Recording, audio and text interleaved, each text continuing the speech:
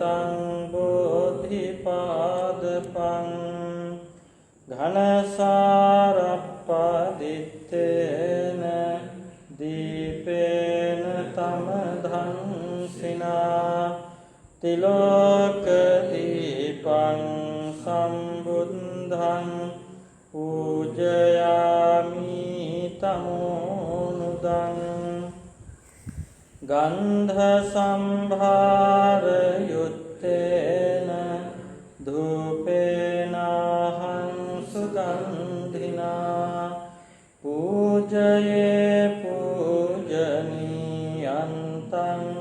පූජා භාජන මුත්තමං වන්න ගන්ධ ගුණෝපේතං ඒතං කුසුම සන්තතින් පූජයාමි මුනින්දස්ස සිරිපාද සරෝරුහේ පූජේමි බුද්ධං කුසුමේන නේන පුඤ්ඤේන මේතේන ච හෝතු මොක්ඛං උප්පං මිලායාති යතයිදං මේ කායෝ තථායාති විනාශ භාවං අධිවාසේතුනෝ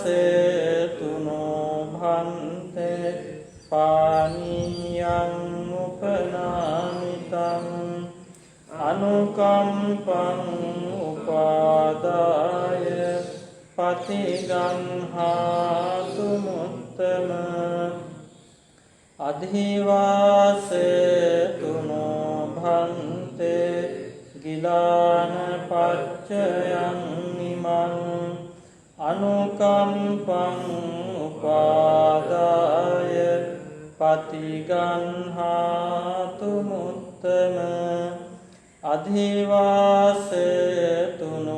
භන්තේ සබ්බං සද්ධාය පූජිතං අනුකම්පං උපාදාය පතිගන්හාතු මුත්තම ඉමිනා පුඤ්ඤ කම්මේන මාමේ බාල සමාගමෝ සතං සමාගමෝ හෝතු යාව නිබ්බානපත්තිය සාධු සාධු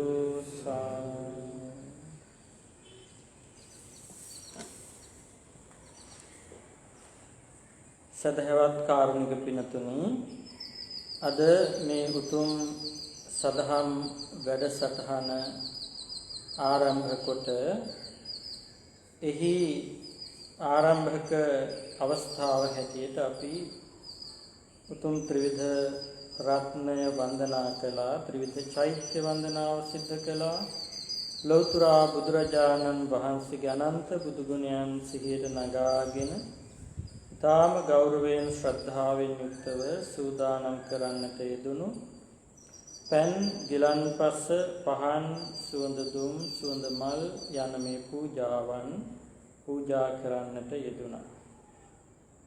ඉන් අනතුරුව අපි භාවනා කර්මස්ථානයක් පිළිබඳව කරුණු හදාරා ඒ භාවනා කර්මස්ථානය පුහුණු කිරීම සිද්ධ කරනවා.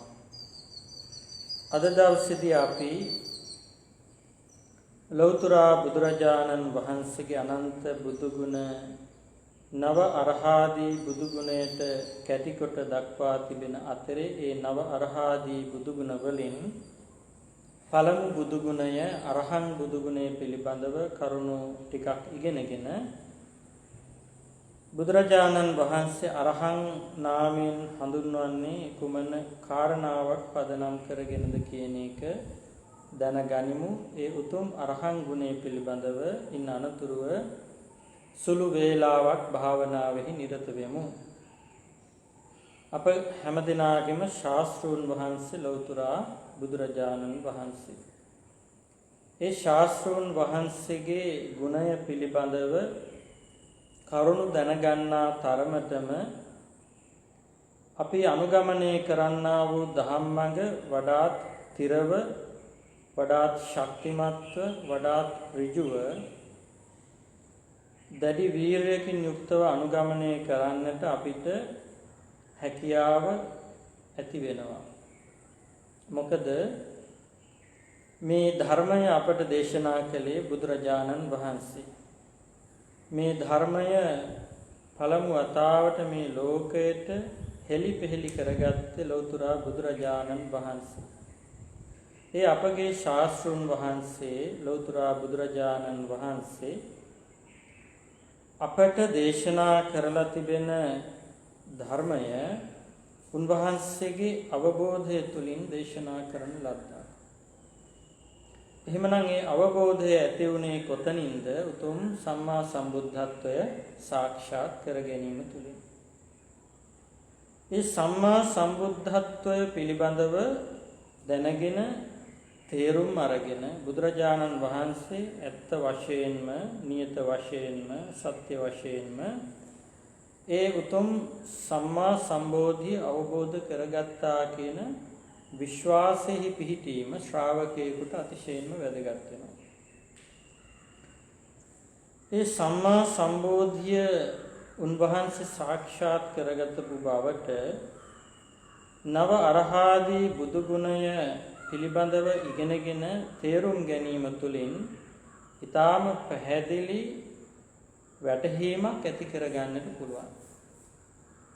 ඒ නිසා ඒ උතුම් නව අරහාදී බුදු ගුණ පිළිබඳව දැන ගැනීම සෑම බෞද්ධයෙකුටම අතිශයින්ම වැදගත් වෙනවා.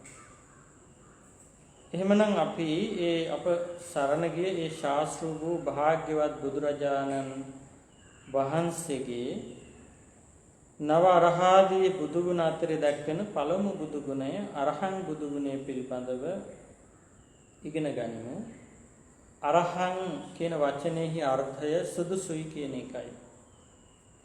ඒ සුදුසු බවට උන්වහන්සේ පත්වන්නට හේතුවත් අරහං ගුණයටම ඇතුළත් වෙනවා. සුදුසු වන්නේ කුමන කාරණාවකටද කියන එකත් අරහං ගුණය තුළම ඇතුළත් වෙනවා. ඒකට උන්වහන්සේ සුදුසු බවට පත්ුනේ සියලු කෙලෙස් නැසීම නිසා. සංසාරයෙන් එතෙර වුණු නිසා. රහසින්වත් පවු නොකළ නිසා. ඒ කාරණා තුන හේතු කරගෙන උන්වහන්සේ සුදුසු බවට පත් වුණා. කුමක් වෙනුවෙන්ද සුදුසු උනේ? මේ මුළු විශ්ව ධාතුවේ මිනිසුන් හෝ දෙවියන් හෝ බ්‍රහ්මයන් හෝ යම් ආකාරයක ආමිෂමය වූ ප්‍රතිපත්තිමය වූ පූජාවකින් පුදනවාද අන්න ඒ පූජාව පිළිගන්නට බුදුරජාණන් වහන්සේ සුදුසු වුණා. ආමිෂය කියලා කියන්නේ ඉන්ද්‍රයන්ට ගෝචර වන දේවල්, එහෙම නැතිනම් ස්පර්ශ වන දේවල්. දැන් අපි මේ මල් පූජා කරනවා, පහන් පූජා කරනවා, සුවඳ දුම් පූජා කරනවා, පෑන් ගිලන්පස, තැහැත් බෙහෙත් ආදී දේවල් පූජා කරනවා. ඒවා අපේ ඉන්ද්‍රයන් තුලින් අපිට ස්පර්ශ කරන්නට පුළුවන් දේවල්. ඇහැ නැමැති ඉන්ද්‍රියෙන් ස්පර්ශ කරනවා කියන්නේ දකින්නවා කියන එක. නාසය නැමැති ඉන්ද්‍රියෙන් ස්පර්ශ කරනවා කියන්නේ සුවඳ විඳිනවා කියන එක. ඒ වගේම අතින් ස්පර්ශ කරනවා කියලා කියන්නේ කයින් ඒ ස්පර්ශය සිද්ධ කරනවා කියන එක. අන්න එහෙම ඉන්ද්‍රයන්ට ගෝචර වන යමක් බුදුරජාණන් වහන්සේ වෙත පූජා කරනවා නම් ඒව හඳුන්වනවා ආමිෂ පූජාවන් කියලා. ආමිෂ පූජාවන්. ඒ ආමිෂ පූජාවන් අද ලෝකේ පුරාම ථේරවාද මහායාන වෙනසක් නැතිව බෞද්ධයෝ බුදුරජාණන් වහන්සේ වෙනුවෙන් සිද්ධ කරනවා. ඉතින් බුදුරජාණන් වහන්සේ තරම් මේ ලෝකයේ මිනිසුන්ගේ පුද පූජාවන් ලබන වෙන කිසිම කෙනෙක් ඇත්තේ නැහැ. මොනියම් හෝ පුද්ගලයෙකුවත් ඇත්තේ නැහැ. කොයිතරම් ලොකු දාර්ශනිකයෝ පහළ වුණත්, කොයිතරම් ප්‍රචලිත ලෝකේ පුරා පැතිරී පවතින ආගම්වල ශාස්ත්‍රවරු කාර්තෘවරු පහළ වුණත් කොයිතරම් විශිෂ්ට ජන නායකයෝ පහළ වුණත් ඒ මොනියම් කෙනෙකු වෙනුවෙන්වත් මේ බුදුරජාණන් වහන්සේට තරම් පූජාවන් සිද්ධ කරන්නේ නැහැ ලෝක ධාතුවේ. උන්වහන්සේ පිරිනිවන් පාල වසර 2000 ගණනක් ගත වෙලා තිබුණත් අදටත් ඒ පූජාවන් කිසිම වෙනසක් නැතිව ලෝකේ පුරාම සිද්ධ කරනවා. කොට ආහාර පාන ආදී පවා අදටත් උන්වහන්සේ වෙනුවෙන් පූජා කරනවා. ඉතින් බුදුහාමුදුරුවෝ වළඳන්නේ නැති බව හැමෝම දන්නවා. එහෙම දැනගෙන වුණත් උන්වහන්සේ වෙනුවෙන් මේ පූජාවන් සිද්ධ කරනවා. ඒ සිද්ධ කරන්නේ උන්වහන්සේගේ අරහන් ගුණයට උපහාරයක් වශයෙන්. ඒකට උන්වහන්සේ පිරිනිවන් පාලත් සහස්‍ර වර්ෂ ගණනක් යනතුරු මේ පූජාවන් ලබන්නට තරම් සුදුසු වුණා. මල් පහන් සුවඳ ආදී පූජා කරන ප්‍රමාණය අනන්තයි ලෝකෙ පුරාම. ලංකාවෙත් බෞද්ධයෝ අදටත් උන්වහන්සේ වෙනුවෙන් මේ පූජාවන් සිදු කරනවා. මේ ආමිෂ පූජාවන්ගෙන් ආනිසංස තියෙනවද? ආමිෂ පූජාවේ වටිනාකමක් තියෙනවද? ආමිෂ පූජාවේ වටිනාකමක් තියෙනවා, ආනිසංස තියෙනවා. අතීත කාලේ අපේ බුද්ධ ශාසනයට පෙර කාශ්‍යප බුදුහාමුදුරන්ගේ පරිනිර්වාණය සිද්ධ වුණාට පස්සේ උන්වහන්සේගේ ධාතුන් වහන්සේලා තැන්පත් කරලා නිමවපු චෛත්‍යයක් ඉදිරියට යන මිනිස්සෙක් පූජා කරන්නට දෙයක් හොයනවා. හම්බ වෙන්නේ දිය බෙරළිය මලක් විතරයි. මේ දිය බෙරළිය මල කඩාගෙන උන්වහන්සේ කාශ්‍යප බුදුරජාණන් වහන්සේගේ ගුණය සිහිපත් කරගෙන ජීවමාන බුදුරජාණන් වහන්සේගේ අනන්ත ගුණයට මේ මගේ පූජාව, මේ මල් පූජාව පූජා වේවා කියන සිතුවිල්ලෙන් ඒ උපාසකයා ඒක පූජා කරනවා. ඒ පූජාවේ ආනිසංස හැටියට යාට දිව්‍ය මනුෂ්‍ය සම්පatti ලැබෙන අතරේ සක්විති රාජ්‍ය සම්පත්තිය පවා ලැබෙනවා. ඒකට එක දියබෙරළිය මලක් බුදුරජාණන් වහන්සේගේ පරිනිර්වාණයනොත් පසුව උන්වහන්සේගේ ගුණය වෙනුවෙන් පූජා කිරීම හේතු කරගෙන. එහෙමනම් යම් කෙනෙක් බුදුහාමුදුරුවන්ගේ බුදු ගුණ හරියාකාරව දැනගෙන උන්වහන්සේ වෙනුවෙන් ආමිෂමය වශයෙන් දිනපතා පූජාවන් සිද්ධ කරනවා නම්, කඩින් කඩ පූජාවන් සිද්ධ කරනවා නම්, නොකඩ කොට පූජාවන් සිද්ධ කරනවා නම් ඒකෙන් මොනතරම්නම් ආනිසංසයක් සැලසෙනවද කියන එක අපිට හිතා ගන්නට පුළුවන්. එහෙමනම් පින්තුනි, ඒ බුදුරජාණන් වහන්සේ ඒ පූජාවන් ලබන්නට සුදුසු වූ නිසා තමයි මිනිස්සුන්ට හිතෙන්නේ බුදුහාමුදුරු වෙනුවෙන් මෙහෙම පූජාවන් සිද්ධ කරන්නට ඕනෑ කියලා. ඒ අරහං බුදු ගුණේ නිසා, ඒ කියන්නේ පූජාවන් ලබන්නට සුදුසු වීම නිසා. කතා කළේ ආමිෂ පූජාවන් ගැනනේ. ඊළඟට ප්‍රතිපත්තිය. බුදුරජාණන් වහන්සේ ගත්තහම, උන්වහන්සේගේ දේශනාව ගත්තහම, ඒ බුදුරජාණන් වහන්සේ විසින් උන්වහන්සේගේ දේශනාව තුළ වැඩියෙන්ම අගය කරලා තියෙන්නේ, වැඩියෙන්ම වර්ණනා කරලා තියෙන්නේ, කළ යුතුමයි කියලා පෙන්නලා තියෙන්නේ ප්‍රතිපත්තියෙහි නිරත වීම. මේ ප්‍රතිපත්ති පූජාව අර ආමිෂයට වඩා බොහෝම ආනිසංසදායක බව, ලක්ෂ කෝටි ගණනකින් වාරයකින් ආනිසංසදායක බව බුදුරජාණන් වහන්සේගේ දේශනාව තුළම දක්වලා තිබෙනවා. එතකොට මේ ප්‍රතිපත්තියෙහි වටිනාකම කොච්චරද කියන එක උන්වහන්සේ පිරිනිවන් පාන මොහොතකට කලින් පවා උන්වහන්සේ පෙන්වුම් කරනවා. අනිකුත් සියලු ස්වාමීන් වහන්සේලා, පෘථග්ජන ස්වාමීන් වහන්සේලා බුදුරජාණන් වහන්සේගේ පරිනිර්වාණය පිළිබඳව හඬමින් වැළපෙමින් කල් ගත කරනවා. අනේ ඒ මහා ශාස්ත්‍රඥ වහන්සේ, අපේ ලෞතර බුදුරජාණන් වහන්සේ තව පැය ගණනකින් පරිනිර්වාණයටපත් වෙන, ලෝකේ දහම් ප්‍රදීපය නිවිලා යනවා, ලෝකයේ අන්ධකාරයේ නිමග්න වෙනවා. මින් මතුවට අපට කවුද අනුශාසනාවන් සිද්ධ කරන්නට ඉන්නේ, ධර්මයේ පහදලා දෙන්නට ඉන්නේ යනාදී වශයෙන් කියමින් ඒ පුදුන් ස්වාමීන් වහන්සේලා හඬමින් වැළපෙමින් බුදුරජාණන් වහන්සේගේ දේහය වටා ඉඳගෙන කල්ගත කරනවා. මේ අතරේ වැඩිහිටි වයසට පැමිණිලා පැවිදි ජීවිතයට පත්වෙච්ච ස්වාමීන් වහන්සේ නමක් හිටියා ධම්මාරාම කියලා. මේ ධම්මාරාම කියන හාමුදුරුව කල්පනා කරනවා ඉස්සෙල්ලාම බුදුහාමුදුරුව ගාවට ඇවිල්ලා වැඳ නමස්කාර කරලා ඉන් අනතුරු උන්වහන්සේ හිතනවා මේ අපේ ශාස්ත්‍රඥ වහන්සේගේ පරිනිර්වාණයෙන් පස්සේ මොන විදියකින්වත් උන්වහන්සේ වෙතින් මාර්ගඵල ලබා ගැනීම සඳහා කමඨහන් ලබා ගන්නට හැකියාවක් ඇත්තේ නැහැ.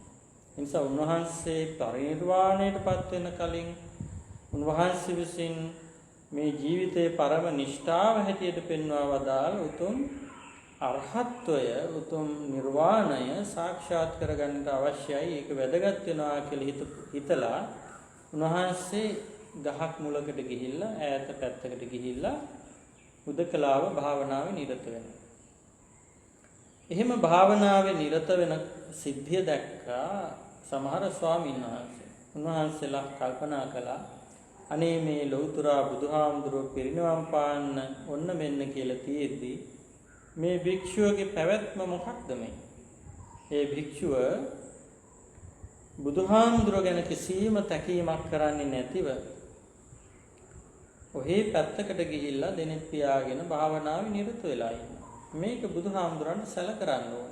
ඉතින් ගිහිල්ලා බුදුහාමුදුරන්ට සැලකලා ස්වාමීනි ඔබ වහන්සේ පිරිනවන් පාන බව ගැන කිසිම හැඟීමක් නැතිව අර ධම්මාරාම කියන භික්ෂුව උදකලාව භාවනාවේ නිරත වෙලා ඉන්නවා. ඉතින් බුදුහාමුදුරුවෝ ධම්මාරාම ස්වාමීන් වහන්සේව ගෙන්නුවා.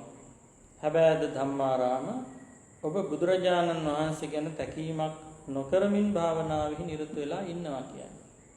අනේ ස්වාමීනි බුදුරජාණන් වහන්සේ පිළිබඳව මගේ හදවතේ ඇති ගෞරවය අප්‍රමාණයි. ඔබ වහන්සේ පරිනිර්වාණයට පත්වීමෙන් පසුව ඔබ වහන්සේ පෙන්වා වදාළේ උතුම් අරහත්ත්වයේ සාක්ෂාත් කරගන්නට ඔබ වහන්සේගෙන් උපදෙස් ලබා ගන්න හැකියාවක් ඇති වෙන්නේ නැහැ මට. ඒ නිසා ඔබ වහන්සේ ජීවමාන කාලයේදීම කෙසේ හෝ උතුම් අරහත්ත්වයට පත්වීමේ අරමුණිනුයි මම මේ භාවනාවෙහි නිරත වුනේ. බුදුරජාණන් වහන්සේ තුන් වතාවක් සාදුකාර දෙනවා.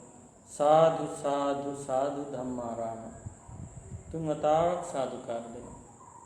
සාදුකාර දීලා අනිත් භික්ෂුන්ට ප්‍රකාශ කරනවා මහණෙනි මාගේ අවවාදය යමෙක් පිළිපදිනවා නම් මාව නිසි අයුරින් යමෙක් පුදන්නට කැමති නම් ඔහු මේ ධම්මාරාම භික්ෂුව වැනි විය යුතුයි. මෙන්න මේ විදිහට බුදුරජාණන් වහන්සේ අනුශාසනා කරා. මේ කාරණාවෙන් අපිට ප්‍රතිපත්තියේ ඇති අගය කොයි තරම්ද කියන කාරණාව ඉතාම හොඳට ප්‍රකට වෙනවා. ඒ වගේම තමයි උන්වහන්සේ එක් අවස්ථාවකදී දේශනා කරන මේ අසද්දෘශ දානයක් පිළිබඳව. ඒ අසද්දෘශ දානයක් කියලා කියන්නේ ඇත්තු 500ක් ගෙන්නලා ඒ ඇත්තු 500 එක එක රහතන් වහන්සේ වෙනුවෙන් කුඩ සහිතව තියලා ඒ කියන්නේ ගොවෙක් නග්ගවලා කුඩයක් ඡත්‍රයක් ඉහළලා තියලා පෙරහැරින් වැඩම කරවලා ඒ ඇත්තුන්ගේ කාටවත් දෙන්නට බැරි විදිහේ මහා උපභෝග පරිභෝග භාණ්ඩ සහිතව භෝජන වර්ග 100 ගණනක් සූදානම් කරලා ඒ රහතන් වහන්සේලාට බුදුරජාණන් වහන්සේ ප්‍රමුඛව පූජා කරනවා. එහෙම කරන පූජාවට කියනවා අසද්දෘශ මහා දානය කියලා. ඒ අසද්දෘශ මහා දාණයට වඩා ආනිසංසදායකයි කියලා බුදුහාමුදුරුවෝ පෙන්නනවා. යම් කෙනෙක් අසුරු සනක් ගහන මොහොතක් භාවනාවෙහි නිරත වීම. අසුරු සනක් ගහන මොහොතක් භාවනා කරනවා නම් අසද්දෘශ මහා දාණයටත් වැඩිය අනන්ත වූ ආනිසංස දායකයි කියන කාරණාව පෙනෙනවා. ඉතින් එහෙමනම් ආමිෂයට වඩා කොයිතරම්නම් ප්‍රතිපත්තිය අගනේද කියන කාරණාව අපිට ඊටාම හොඳින් පැහැදිලි වෙනවා. එහෙමනම් අපි බුදුරජාණන් වහන්සේ පෙන්වා වදාළ නියම මඟ අනුගමනය කරන ශ්‍රාවකයෝ හැටියට කුමක්ද කරන්නට ඕනේ? හැකි තාක් දුරට ප්‍රතිපත්තියෙහි නිරත වීම. මේ බුදුහාමුදුරුවෝ අපිට අනුගමනය කරන්න කියලා පෙන්නපු යම්කිසි ධර්ම මාර්ගයක් තියෙනවා නම් ඒ ධර්ම මාර්ගය අනුගමනය කිරීම තමයි අප විසින් සිද්ධ කරන්න තියෙන්නේ. ඒක අනුගමනය කරනවා නම් තමයි බුදුරජාණන් වහන්සේ පිදීමේ අවකාශය අපිට ඇති වෙන්නේ. එහෙමනම් මේකට තමයි කියන්නේ ආමිසමය වශයෙන් ප්‍රතිපත්තිමය වශයෙන් බුදුරජාණන් වහන්සේ පුදනවා කියන්නේ. අන්න ඒ ආමිසමය වූත් ප්‍රතිපත්තිමය වූත් පූජාව සිද්ධ කරන්නේ අපි විතරක් නෙවෙයි. කවුද මේ පූජාව සිද්ධ කරන්නේ? මිනිසුන්, දෙවියන් සහ බ්‍රහ්මයන්. ඒතකොට දිව්‍ය ලෝකයේත් අදටත් ඒ බුදුරජාණන් වහන්සේ වෙනුවෙන් ආමිස ප්‍රතිපත්ති පූජාවන් සිද්ධ කරන අය ඉන්නවා. ඒ වගේම බ්‍රහ්ම ලෝකයේ ඉඳගෙන ප්‍රතිපත්තියෙන් බුදුරජාණන් වහන්සේ පුදන බ්‍රහ්මයන් ඉන්නවා. එතකොට බුදුහාමුදුරන්ගේ ධර්මය අනුගමනය කරමින් සෝතාපන්න, සකදාගාමි, අනාගාමි ආදී තත්වයන්ටපත් වෙලා බ්‍රහ්මතලවල උත්පත්තිය ලැබලා විශේෂයෙන්ම අනාගාමී ඵලෙන් අනතුරු පංච සුද්ධාවාස තලවල ඉපදිලා ඒ බ්‍රහ්මයින් රහත් ඵලය සාක්ෂාත් කිරීම සඳහා විදර්ශනා භාවනාවෙහි නිරත වෙනවා. ඒ විදර්ශනා භාවනාවෙහි නිරත වීම බුදුරජාණන් වහන්සේ ප්‍රතිපත්තියෙන් පිදීම. ඒකට උන්වහන්සේ පෙන්වනවානේ උදාහරණයකින් අනාගාමී ඵලයටපත් වෙච්ච යම් කෙනෙක් මොහොතකට හෝ හිතනවා නම් මම රහත් ඵලය ලබා ගැනීමට දැන් වෙහෙසෙන්න අවශ්‍ය කරන්නේ නැහැ. දැන් මං අනාගාමී තත්ත්වෙටම ඇවිල්ලා ඉන්නේ. තව එක පියවරයි මට තියෙන්නේ. ඒ නිසා මම දැන් ටිකක් විවේක පාඩුවේ ඉන්න ඕනේ. මෙන්න මෙහෙම යම් කෙනෙක් කල්පනා කරනවා නම් බුදුරජාණන් වහන්සේ පෙන්නනවා ඒ කල්පනා කිරීම, ඒ ආකාරයට කල්පනා කිරීම අනුමත කළ හැකි කාරණාවක් වෙන්නේ නැහැ. ඒකට සංසාරය කියන එක තප්පරයක් ගත්ත දුක් සහිතයි. නා සුකුමාවකින් පෙන්වන්නේ අසුචි කියන දේ ස්වල්පයක් වුණත් දුර්ගන්ධවත්. ඒ වගේ තමයි සසර කියන එක වුණත් මොහොතකට හෝ කල්පනා කරලා බැලුවත් ඒක දුක් සහිතයි. ඒ නිසා ඒ සසරින් එතර වෙන්නටමයි මහන්සි ගන්න ඕනේ. එහෙමනම් මම දැන් උතුම් අනාගාමී ඵලයටපත් වෙලා ඉන්නේ. මට දැන් විවේකයේ තිබෙනවා රහත් ඵලයටපත් වෙන්නේ කියලා කල්පනා නොකර ඒ උතුම් රහත් ඵලය සඳහා වෙහෙසිය යුතු බව පෙන්වනවා. එහෙමනම් පින්නතුනි පෘථග්ජන භාවයේ සිටින කෙනෙක් ඒ පෘථග්ජන භාවයේ ඉක්මවා ආර්ය භූමියට පැමිණෙන්නට කොයිතරම්නම් වෙහෙසෙන්නට ඕනේද, කැප වෙන්නට ඕනේද, මහන්සි ගන්නට ඕනේද කියන කාරණාව අපිට හිතා ගන්නට පුළුවන්. ඒ නිසා ඒ ප්‍රතිපත්තිය කරන කොටගෙන යම් පුද්ගලයෙක් පුහුදුන් භූමියේ සිට ආර්ය භූමියටපත් වෙනවා. ආමිෂය පමණක් කරන කොටගෙන පුහුදුන් භූමියෙන් ආර්ය භූමියටපත් වීම සිද්ධ වෙන්නේ නැහැ. හැබැයි ආමිෂය කරන කොටගෙන කෙනෙකුගේ ශ්‍රද්ධාව ආදී ගුණ ධර්ම දියුණු වෙනවා.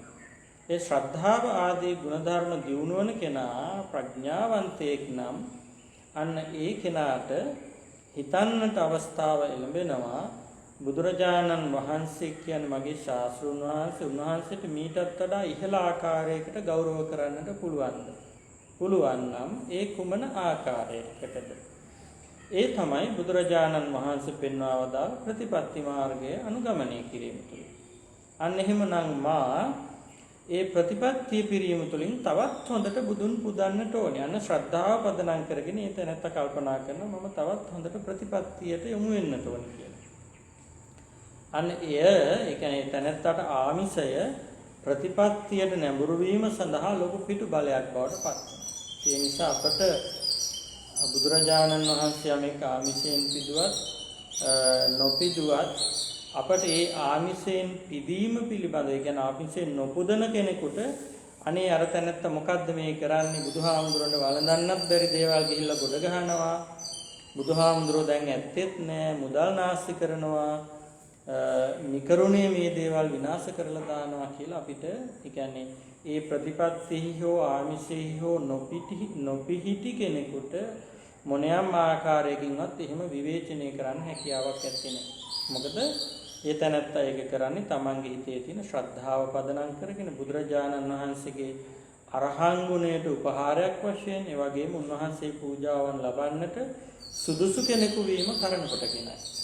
ඒ නිසා ඒ ආමිෂය පිළිබඳව දැකලා අපි හිත පහදව ගන්න ගමනේ ප්‍රතිපත්තිය දැකලා වඩා හොඳින් ප්‍රතිපත්තියෙහි නිරත වීම තමයි සිද්ධ කරන්නට තියෙන්නේ.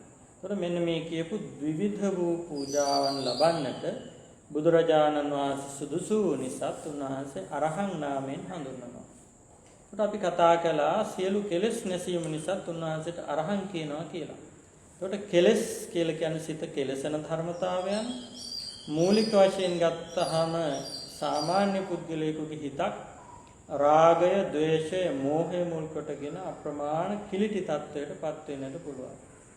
ඒකට රාගය, ద్వේෂය, මෝහය මුල් කොටගෙන ඇතිවන කිලිටි වීම විවිධ ආකාරයෙන් මනස තුල ක්‍රියාත්මක වෙනවා. දැන් සමහර කෙලෙස් තියෙනවා කෙනෙකුට මතු පිටින් දැකලා මගේ හිත දැන් කෙලෙසිච්ච අවස්ථාවක්, අපිරිසිදු වෙච්ච අවස්ථාවක්. එහෙම නැත්නම් මගේ හිත දැන් අපිරිසිදු වෙන්න යන අවස්ථාවක් කියලා දැකලා ඒ කෙනාට පහසුවෙන් ඒ කෙලෙස් වලින් පිරිසිදු වෙන්නට පුළුවන්. හැබැයි තවත් කෙලෙස් තියෙනවා මේ හිත ඇතුලේ සැඟවිලා තිබෙන කෙලෙස්. ඒ හිත ඇතුලේ සැඟවිලා නිදාගෙන තිබෙන කෙලෙස් එහෙම පහසුවෙන් ඉවත් කරන්න හැකියාව ඇත්තේ නැහැ. ඒ කෙලෙස් ඉවත් කිරීම ඉතාම අපහසුයි. ඉතින් ඒවා ඉවත් කරන්න නම් ඉතාම හොඳින් තමන්ගේ මනස ඇතුළට එබිලා බලන්න හැකියාව තියෙනවා. විදර්ශනාවෙන් දකින්න පුළුවන්කම තියෙනවා. එහෙම කෙනාට තමයි පුළුවන්කම ඇති වෙන්නේ අර හිත ඇතුලේ නිදාගෙන ඉන්න, සැඟවිලා ඉන්න කෙලෙස් දකින්නට. එතකොට අන්න එහෙම දැකලා ඒවට අපි කියනවා අනුසය මට්ටමේ කෙලෙස් කියලා. ඒ අනුසය මට්ටමේ තියෙන කෙලෙසුත් සහ මුලින්ම නැති කරලා දාපු දවසට තමයි නිකලෙස් තත්වයටපත් වෙන්න පුළුවන්කම තියෙනවා.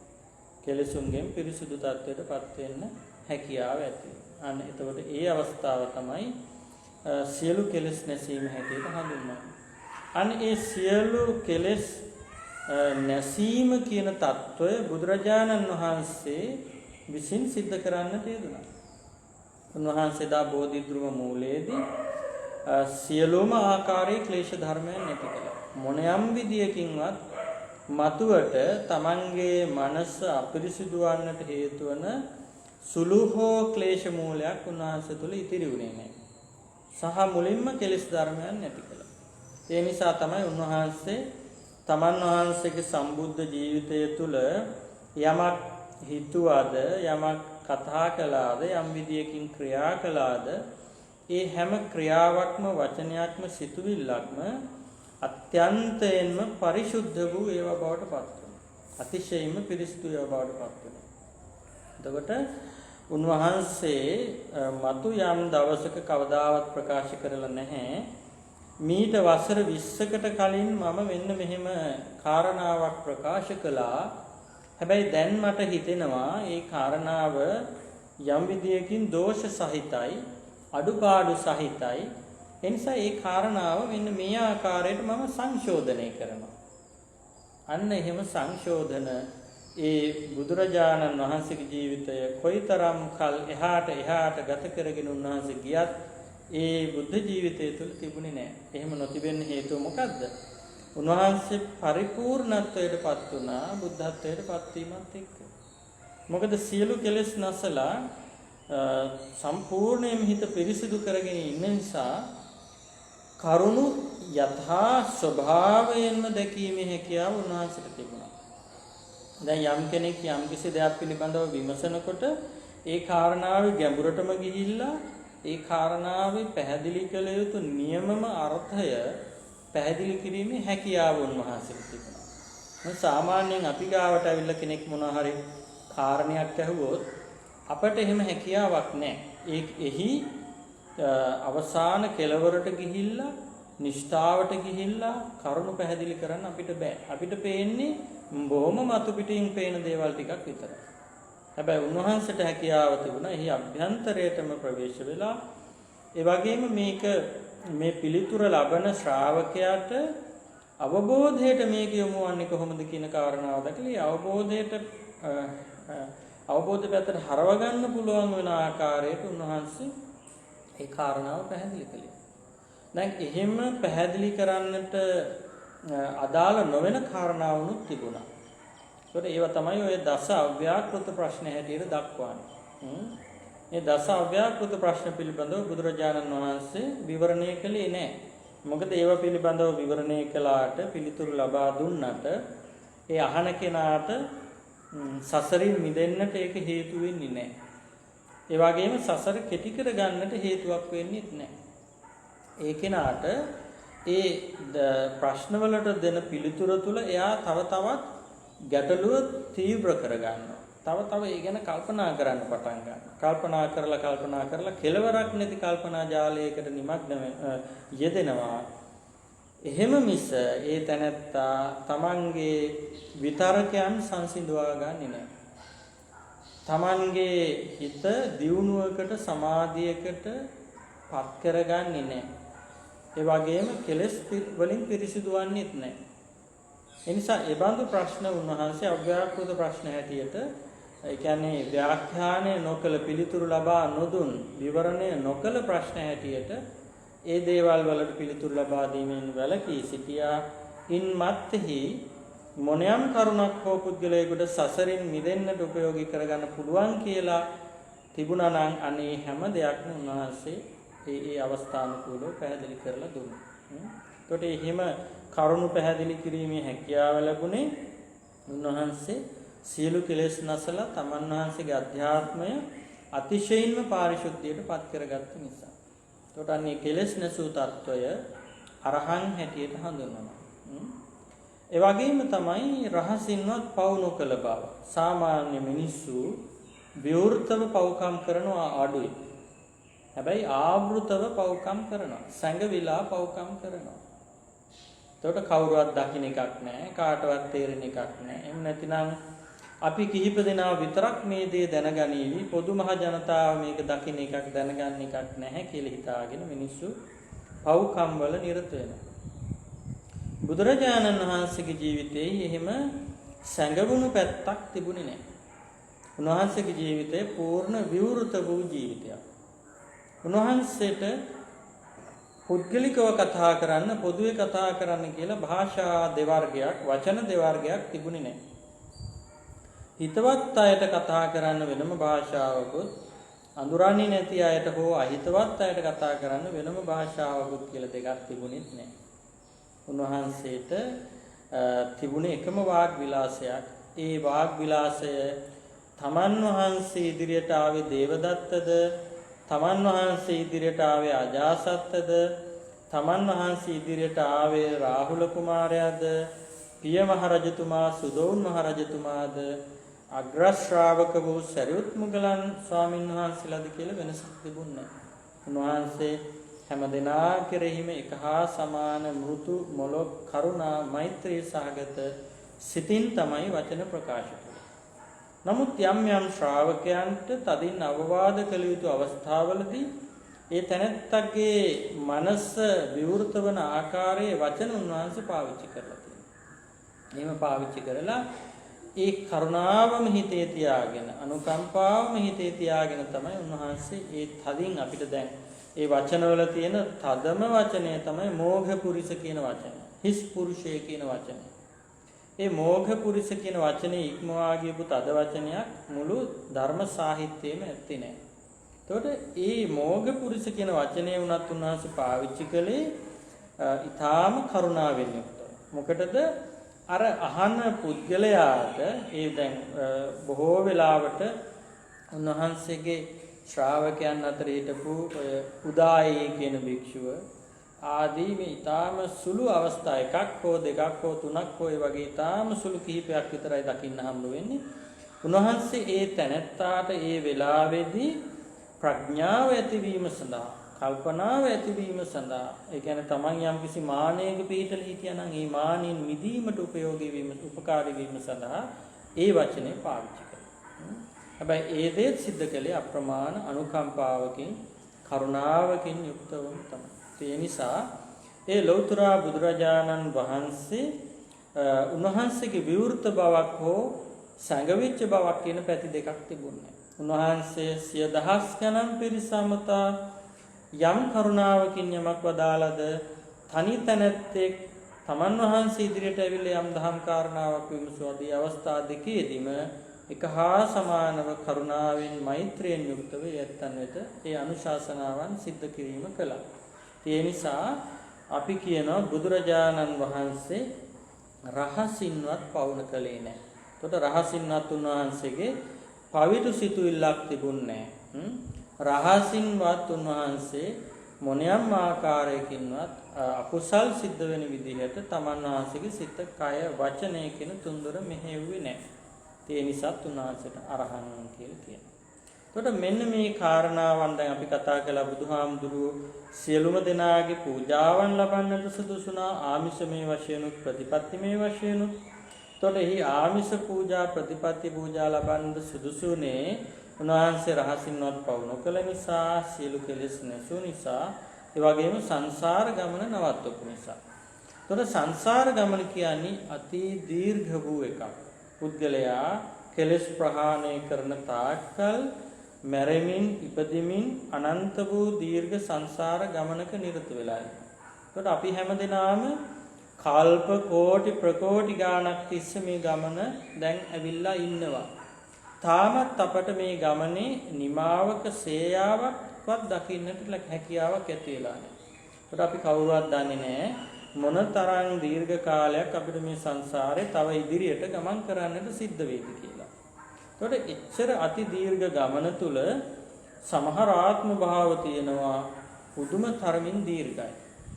ඒ දීර්ඝ වූ ආත්ම භාව සුගතියක් නම් ප්‍රශ්නයක් නෑ. දුගතියක් වුණොත් එහෙම මහා දුක්ඛම් කටළු රාශියකට මුහුණ දෙන්න සිද්ධ වෙනවා. දැන් උදාහරණයක් ඇටියට නිරය වාසීන්, പ്രേත ලෝක වාසීන්, ඒ සත්වයෝ අනන්ත වූ දීර්ඝ කාලයක් තිස්සේ මහා දුක් කරදර විඳින්මින් පවතිනවා.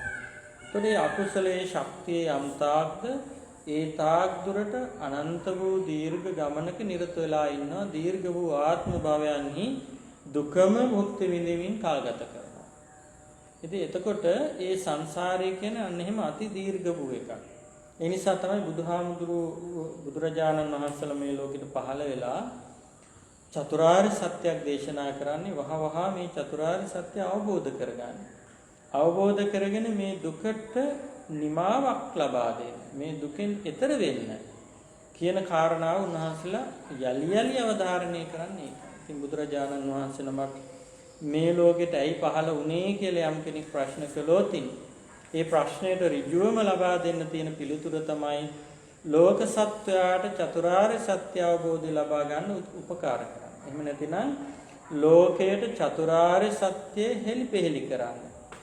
ඒ චතුරාර්ය සත්‍ය හෙළිපෙහෙළි කිරීම තමයි පළමු වතාවට ධම්මචක්කප්පවත්තන සූත්‍ර දේශනාව තුළින් උන්වහන්සේ සිද්ධ කළේ. ඉතින් එතකොට මේ චතුරාර්ය සත්‍ය ධර්මය තමයි අපට අවබෝධ කරගන්න තියෙන්නේ. ඒ අවබෝධයේ ඇතිවීම තුළ පමණයි සංසාරයට නිමාවක් සනිටුහන් වෙන්නේ. එතනින් මෙහා පුදුන් භාවය තුළ පිහිටල ඉඳගෙන යම් තාක් කාලයක් කල් ගත කරනවද ඒ තාක් කාලයක් පුද්ගලයාට සසර ගමන නිමාවක් නැහැ. සසර ගමන නිමාවක් නැහැ. ඒ නිසා ඒ බුදුරජාණන් වහන්සේ අපිට ඒ සසර දුකින් එතර වෙන හැටි පෙන්වනවා.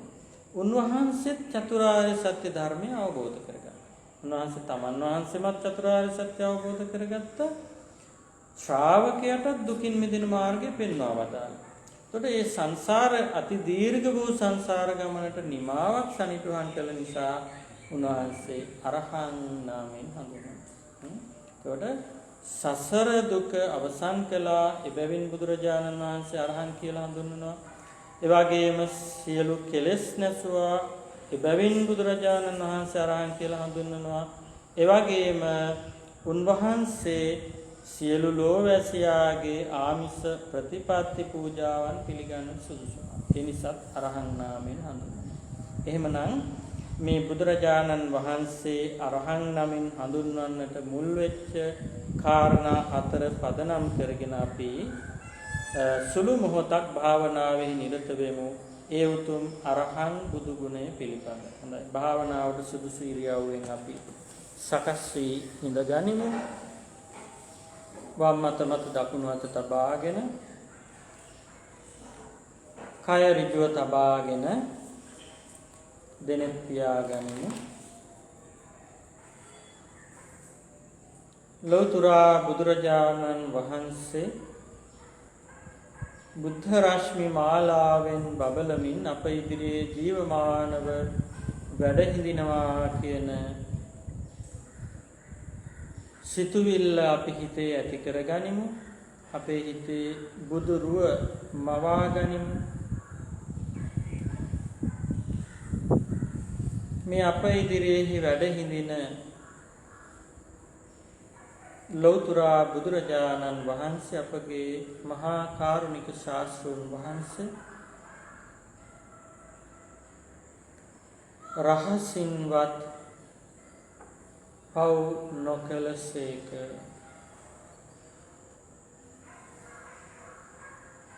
මාගේ බුදුරජාණන් වහන්සේ රහසින්වත් පව් නොකලසේක. මාගේ බුදුරජාණන් වහන්සේ රහසින්වත් පව් නොකලසේක.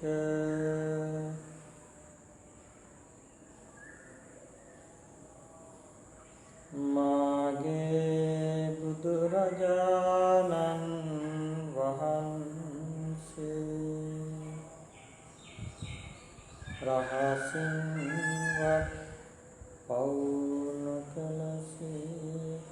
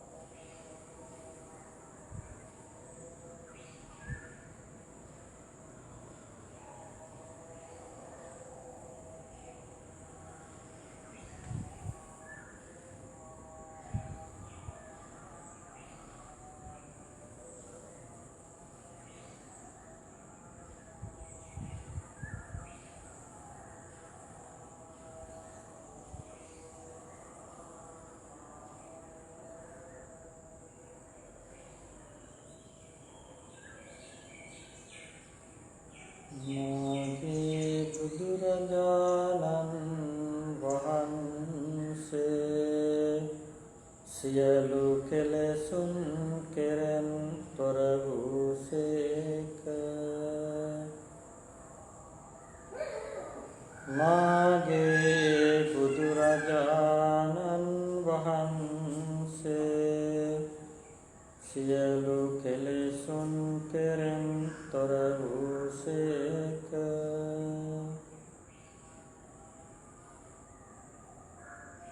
මාගේ බුදුරජාණන් වහන්සේ සියලු කෙලෙසුන් කෙරෙන් තොර වූසේක.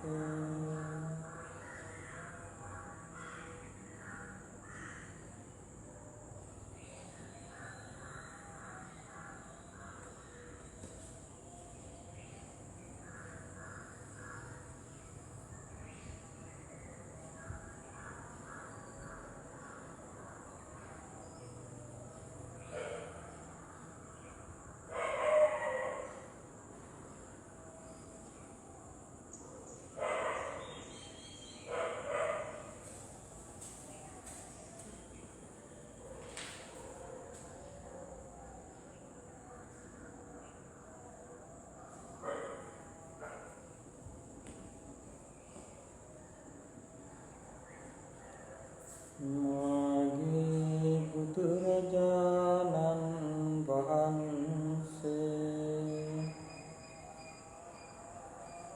රහසින්වත් පව් නොකලසේක. මාගේ බුදුරජාණන් වහන්සේ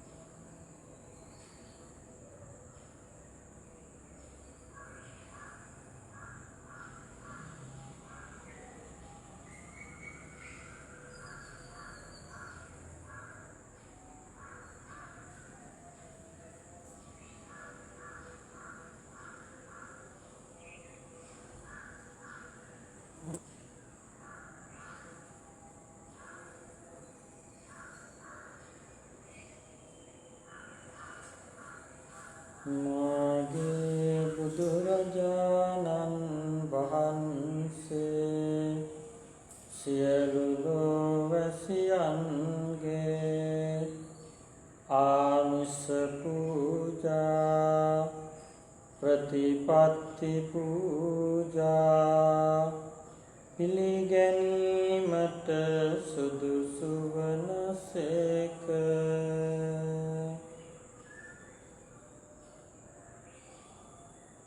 මාගේ බුදුරජාණන් වහන්සේ සියලු ආමිස පූජා ප්‍රතිපත්ති පූජා පිළිගැනීමට සුදුසු වනසේක.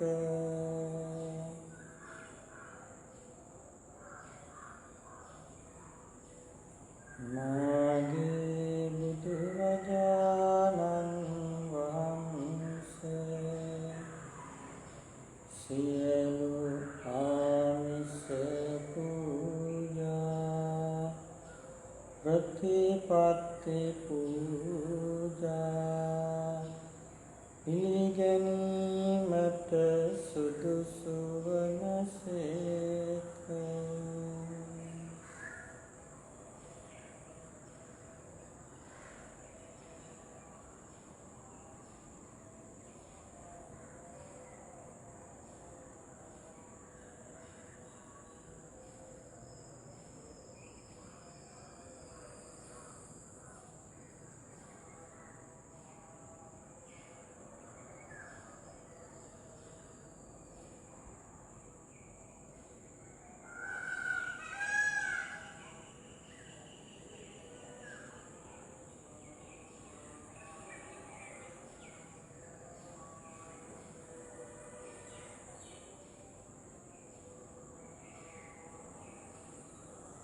මාගේ බුදුරජාණන් වහන්සේ අරහං නම් වනසේක.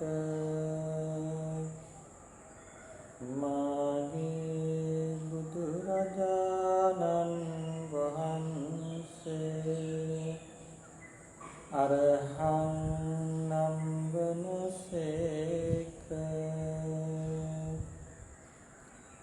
අරහං නම් වනසේක. අරහං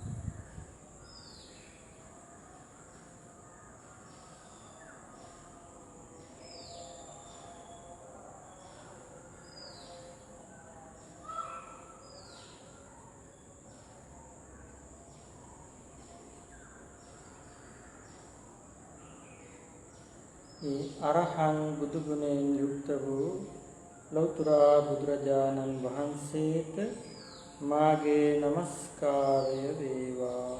සාදු සාදු සාදු.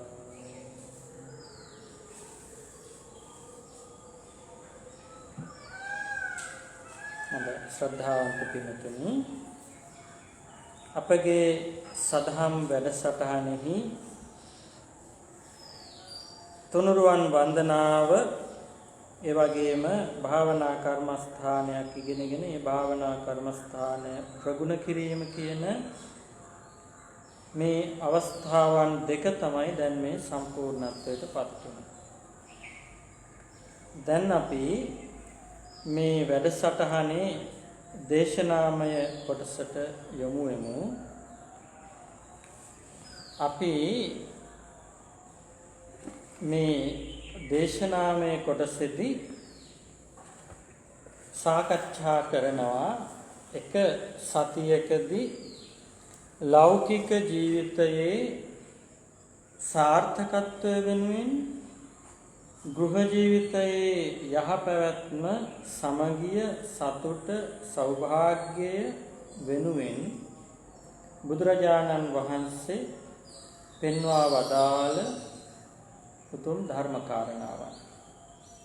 තවත් සතියකදී සාකච්ඡා කරනවා ආධ්‍යාත්මික දියුණුව වෙනුවෙන් කෙලෙස් නැසීම උදෙසා දුකින් මිදීම සඳහා උතුම් නිර්වාණ අවබෝධය උදෙසා බුදුරජාණන් වහන්සේ දේශනා කොට වදාළ ධර්ම කොටාසයන් සූත්‍ර පිටකයෙන් වේවා අභිධර්ම පිටකයෙන් වේවා එක් දවසකදී එක්තරා ධර්ම කොටාසයක් එහෙම නැතිනම් සූත්‍රයක් මූලික කරගෙන ඒ ධර්ම කාරණා ඉගෙන ගැනීම සාකච්ඡා කිරීම හැදෑරීම සිදු කරනවා. අද දවසේ අපිට නියමිතව පවතින්නේ ඒ අනුව ලෞකික ජීවිතයේ අභිවෘද්ධිය උදෙසා සාර්ථකත්වයේ උදෙසා බුදුරජාණන් වහන්සේ සිද්ධ කොට වදාළ දේශනාවකට අදාළව කරුණු කාරණා ඉගෙන ගැනීම. ඒ සඳහා අපි තෝරාගත්තේ සිගාලෝවාද සූත්‍රය. සිගාලෝවාද සූත්‍රය තුල ගෘහ ජීවිතයක සමබරතාවය එහෙම නැතිනම් සමාජමය වශයෙන් ඔවුනොවුන්ගේ යුතුයකම් හඳුනාගෙන ඒ යුතුයකම් ඉෂ්ට සිද්ධ කිරීමේ වටිනාකම එවැගේම ඒ දේවල් ඉටු කිරීම තුළින් මොනතරම්නම් දියුණුවක් අපේ පෞල් ජීවිත තුළ සමාජමය ජීවිත තුළ සමාජ සංස්ථාවන් තුළ ඒ සමාජ ස්තර තුළ ඇති කරගන්න පුළුවන්ද කියන කාරණාව තාම හොඳින් අපට තේරුම් ගැනීමේ අවකාශය තිබෙනවා. මේ සිගාලෝවාද සූත්‍රය වගේ දේශනාවල දැක්වෙන ඒ කරුණු කාරණා අපේ බෞද්ධයන්ගේ බෞද්ධ නෙමෙයි අබෞද්ධ අයටත් ඒවා පිළිපදින්න පුළුවන් කිසිම බාධාවකින් තොරව ඒ අපේ මිනිසුන්ගේ ජීවිතත් එක්ක සම්බන්ධ නොවි තිබීම තමයි සමාජමය වශයෙන් බොහෝ කරදරවලට බොහෝ ගැටුම්වලට සමාජමය අසමතුලිතතාවයන්ට ඒ වගේම කඩාවැටීම් වලට ලක් වෙන්නට හේතු වෙලා තියෙනවා. දැන් අපි දන්නවා මිනිස්සු හැටියට ගත්තම අපි ගත්තොත් පළවෙනියටම ආරම්භයටම එන පුංචිම ඒකකය තමයි තමන් කියන කෙනා. ඒතකොට තමන් කියන කෙනා සමාජයත් එක්ක ගනුදෙනු කළ යුතු ආකාරයක් තිබෙනවා.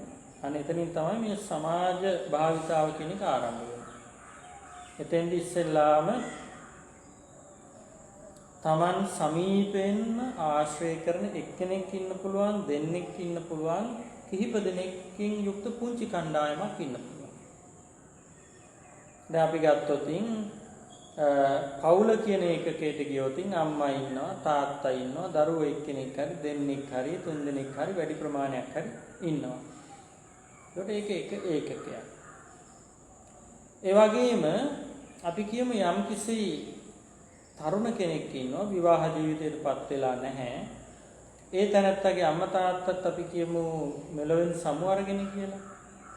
එහෙම කෙනෙකුට උනත් Tamanගේ මිතුරන් කියලා කොට්ටාසයක් ඉන්නවා. ගුරුවරු කියලා කොට්ටාසයක් ඉන්නවා. අන්න ඒ විදිහට ඒ සමාජ ඒකක එක්ක ගනුදෙනු කිරීම සිද්ධ කරනවා.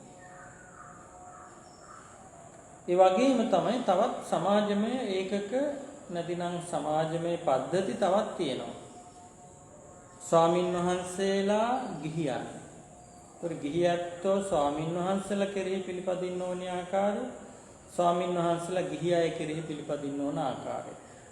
ඒතර සම්බන්ධතාව නිවැරදිව සමබරව දෝෂ රහිතව ඒ වගේම උභය පාර්ශ්වයේම දියුණුව දෙසා පවතින්නට ඕනි නම් ඒ දෙපාර්ශ්වයේම දැනගන්න ඕනේ තමන්ගේ පැත්තෙන් පවතින්නට ඕනි ආකාරය කුමක්ද, තමන්ගේ පැත්තෙන් ඉටු වෙන්නට ඕනි යුතුයකම කුමක්ද කියන කාරණාව. එහෙම තේරුම් ගත්තොත් විතරයි මේ සම්බන්ධතාවය නිවැරදි වූ, ඒ වගේම දෙදෙනාගේම දෙපාර්ශ්වයේම යහපත පිණිස පවතින සම්බන්ධතාවයක් බවට පත් වෙනවා. ඒ විදිහට ගත්තාම අපි සමාජ විවිධ ආකාරයේ වෙනස් වූ පුද්ගලයන් ආශ්‍රය කරනවා. ඒ ආශ්‍රය කරන විවිධ ආකාරයේ පුද්ගලයන් පිළිබඳව අපි පවතින්නට ඕනි ආකාරයක් තියෙනවා. එතකොට අපි මේ ක්‍රමයේ පිළිබඳව දැනුවත් වීම තුළ අපිට බොහොම පහසු වෙනවා මේ සමාජමය ගනුදෙනු ඊටාම සුවදායී විදියට කරදරයක් නොවන ආකාරයට පවත්වනවා. හැබැයි ඉතින් අනිත් පාර්ශ්වය මේ දේවල් දැනගත්තේ නැතිනම් යම් යම් විදිහේ ගැටලු ඇති වෙන්න පුළුවන්. ප්‍රශ්න ඇති වෙන්න පුළුවන්. හැබැයි එහෙම අවස්ථාවලදීත් මේ සිගාලෝවාද සූත්‍රය තුල දක්වා තිබෙන යම් යම් උපදේශ සමගමනය කිරීම තුළ අපි ඒ පුද්ගලයන් සමග ගැටෙන්නේ නැතුව වාසය කරන්නේ කොහොමද කියන එක ඒ පුද්ගලයාට තේරුම් ගන්න ඕනේ. දැන් අපි පෙන්වුවොත් එහෙම මේ සිගාලෝවාද සූත්‍රයේ දක්වන ඔය චතෝහි ථානේහි පාපකම්මන්න කරෝති. ස්ථාන හතරකින් පව්කම් කරන්නේ නැහැ. ස්ථාන හතර හැටියට එතන අපි ඒ කාරණාවට ඉදිරියට යමු වෙනවා සූත්‍රය ඇතුළට ප්‍රවේශ වෙනකොට. ඒකෙදි දක්වන ඡන්දය.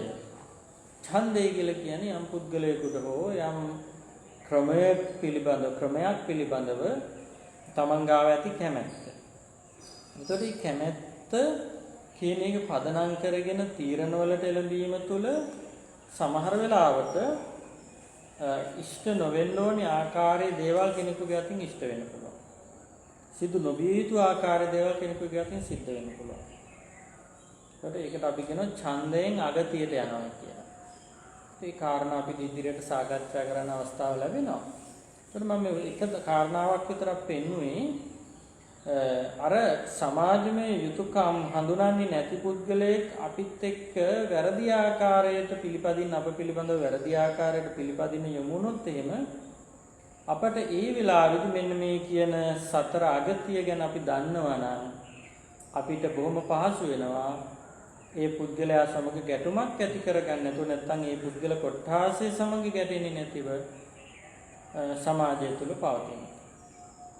ඒකට හුදකලා වීම කියන කාරණාව හැමතිස්සෙම අපට सिद्ध කරන්නට පුළුවන් දෙයක් නෙවෙයි. මොකද දැන් අපි උදාහරණයක් ගත්තොත් අපිට කෑමක් බීමක් ලබා ගන්න වුණත් අපිට බොහෝ පිරිසකගේ සමාජ සම්බන්ධතාවයේ බලපවත්වනවා. දැන් අපි දහවලට අනුභව කරන බත් පිඟාන ගත්තම ඒ බත් පිඟානේ තියෙන සහල් ඒ කියන්නේ බත් ටික මේ தත්ත්වයටපත් වෙලා එන්න මොනතරම් පිරිසක් ඒකට ශ්‍රම දායකත්වයක් සහ බුද්ධිමය දායකත්වයක් ලබා දීලා තියෙනවා. එතන තියෙන ව්‍යංජන එකක් ගානේ එහෙම ආහාර බවට පිසලා අපේ පිඟානට එන්න මොනතරම් පිරිසක් සම්බන්ධ වෙලා තියෙනවද දායක වෙලා තියෙනවද? ඉතින් එතකොට ඇඳුමක් අපි අඳින ඇඳුමක් ගත්තාම මේ ඇඳුම සකස් කරලා අපි අඳින තත්ත්වයටපත් කරන්න මොනතරම් පිරිසක් කැප වෙලා වෙහෙසිලා වැඩ කරලා තියෙනවද? එතකොට මේ ඇඳුම අපි අඳින ඇඳුමක් බවට පත් වෙන්න අපි කොච්චර දායකත්වයක් සමාජය වෙනුවෙන් ලබා දෙන්නට අවශ්‍ය කරනවද? දැන් යම් කෙනෙක් අතපය හපුලගෙන පැත්තකට වෙලා වාඩි වෙලා හිටියට ඒ තැනත්තාට ආහාර පාන හෝ ඇඳුම් පැළඳුම් හෝ නිවාස හෝ වෙන මොනියම් උපභෝග පරිභෝග හෝ සම්පatti ජීවිතයට ලබා ගන්න හැකියාවක් ඇති වෙන්නේ. අඩුතරමින් ජීවිතයකට අවශ්‍ය කරන මූලිකම සිව්පසේවත් එයාට සපය ගන්න පුළුවන්කම ඇති වෙන්නේ නැහැ. ඉතින් එහෙම බලුවම සමාජයෙන් තොරව පුද්ගලයෙකුට පවතින්න බෑ. අනිවාර්යෙන්ම සමාජමය ජීවිතයක් හැම කෙනෙකුටම තියෙනවා. එතකොට අපි කියමු වනාන්තරයේ හුදකලාව භාවනාවෙහි නිරත වන ස්වාමීන් වහන්සේ නමකට උනත් සුළුවෙන් හෝ සමාජය සමග ගනුදෙනු කරන්න කටයුතු කරන්න සිද්ධ වෙනවා. උන්වහන්සේට තමන් වහන්සේගේ පින්ඩපාතය සකස් කර ගැනීම සඳහා ගම්මානයට හෝ පින්ඩපාතය ලැබෙන ස්ථානයකට වැඩම කරන්න සිද්ධ වෙනවා. එතකොට එහෙම හරි සුළුවෙන් හරි සමාජයත් එක්ක යම් කෙනෙකුට ගනුදෙනු කරන්න සිද්ධ වෙනවා. එතකොට ඒ කිසිම සමාජමය සම්බන්ධතාවයක් නැතුව තනිවම කල්ගත කිරීම කියන එක ඉතාම දුෂ්කරයි. ඒ නිසා බුදුහාමුදුරුවෝ මේ සිගාලෝවාද සූත්‍රය, වගේම ව්‍යග්ගපජ්ජ සූත්‍රය, වසල සූත්‍රය, පරභව සූත්‍රය වගේ සූත්‍රවල ඊටාම මනවින් පෙන්눔 කරලා තියෙන්නේ අපි අන්‍යයන් සමග ගනුදෙනු කිරීමේදී, කටයුතු කිරීමේදී අපි මොන විදියකටද ඒ දේවල් ප්‍රශ්නයක් ඇති නොවන ආකාරයට සිද්ධ කරන්න තියෙන්නේ. දැන් අපි ඕක හඳුනාගන්නේ නැහැ සමහර වෙලාවට. අපි කොහොමද තව කෙනෙක් එක්ක පවතින්නට ඕනේ? දැන් කතා කරන වචනය පිළියෙල කරගැනීමේ, සකස් කරගැනීමේ ඉඳලා ඒ පුද්ගලයා අනුන් පිළිබඳව දක්වන ආකල්ප දක්වාම බොහෝ දේවල් අපිට හිතන්න තියෙනවා. ඒ දේවල් හිතලා මතලා කටයුතු කරන්නේ නැති වෙනකොට බොහෝ ආකාරයේ සමාජමය ප්‍රශ්න ඇති වෙනවා. යන්නේ මේ දේවල් සියල්ල निराකරණය කර ගැනීම හැකියාව තියෙනවා මේ සිගාලෝවාද සූත්‍රය වගේ වටිනා සූත්‍ර දේශනා ගැන අපි ඉගෙන ගන්නවා. ඉතින් ඒ නිසා වැඩි අවධානයක් මේ දේවල් වලට ලබා දීලා මේ දේවල් හදාරීම අපිට ජීවිතවලට ගොඩාක් ප්‍රයෝජනවත් වෙනවා. ඒ වගේම තමයි දැන් වර්තමානයේ අපි ගත්තා මේ සමාජ සම්බන්ධතාවයන් කියන ඒවා වෙනත් ආකාරයකට සකස් වෙමින් පවතින යුගයක් හැටියට අපිට දකින්න පුළුවන්. දැන් අපි ගත්තොත් එහෙම මේ වසංගත රෝග පැතිරීගෙන යනකොට මිනිස්සුන්ට යම් යම් විදිවලින් තම තමන්ගේ සමාජ සම්බන්ධතාවයන් වෙනස් ආකාරයකට පවත්වන්න සිද්ධ වෙන වෙලාවක්. අන්න ඒ වගේ වෙලාවල් වලදී පවා තමන්ගේ සිතුවිලි හදාගන්න ඕනි කොහොමද? තමන්ගේ ක්‍රියාවන් පවත්වන්න ඕනි කොහොමද? තමන් කතා කරන වචන කොයි විදිහට හසුරවන්න ඕනි කියන එක ගැන තේරුම් ගන්න පුළුවන් මේ වගේ සූත්‍ර දේශනා දැනගන්නවා. ඒ වගේම තමයි දැනට අපි මේ සමාජය තුළ ඉන්න වැඩිහිටි පරම්පරාව තමන්ගේ සමකාලීනයන් ඒ කාලෙදී එක්ක ගනුදෙනු කරපු ආකාරයට වඩා වෙනස් විදිහට තමයි දැන් ඉන්න තරුණයෝ සමාජයත් එක්ක ගනුදෙනු කරන්නේ. එතකොට මේ වර්තමාන සමාජ සම්බන්ධතාවයන් තුළ ඇතිවන ගැටලු මොනවාද? අනේ ඒව ගැනත් අපි අවධානය යොමු කරන්න. දැන් සමහර වෙලාවට අපි දකිනවා මේ ධර්මයත් එක්ක යන ගමන කොහොමද වර්තමාන පරම්පරාවගේ ජීවිතත් එක්ක සම්බන්ධ වෙන්නේ. දැන් වැඩිහිටියෝ අපි දකිනවා මේ චාරිත්‍ර වාරිත්‍ර වගේ දේවල් අපි කියමු දානයක් දෙන එක වෙන්න පුළුවන්, පිරිත් ටිකක් කියව ගන්න එක වෙන්න පුළුවන්, බණ අහන එක වෙන්න, පන්සල් යන එක වෙන්න පුළුවන්.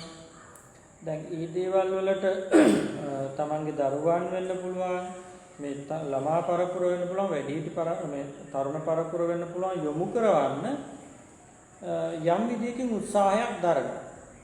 ඒකට ඒ උත්සාහය දැරීමේ කිසිම දෝෂයක් අපිට කියන්න බෑ. ඒක වෙන්න ඕන දෙයක්. හැබැයි ඒ උත්සාහය දරන ක්‍රමය කොයිතරම් දුරකට ප්‍රායෝගිකද කියන එක ගැනත් අපිට හිතන්න වෙනවා.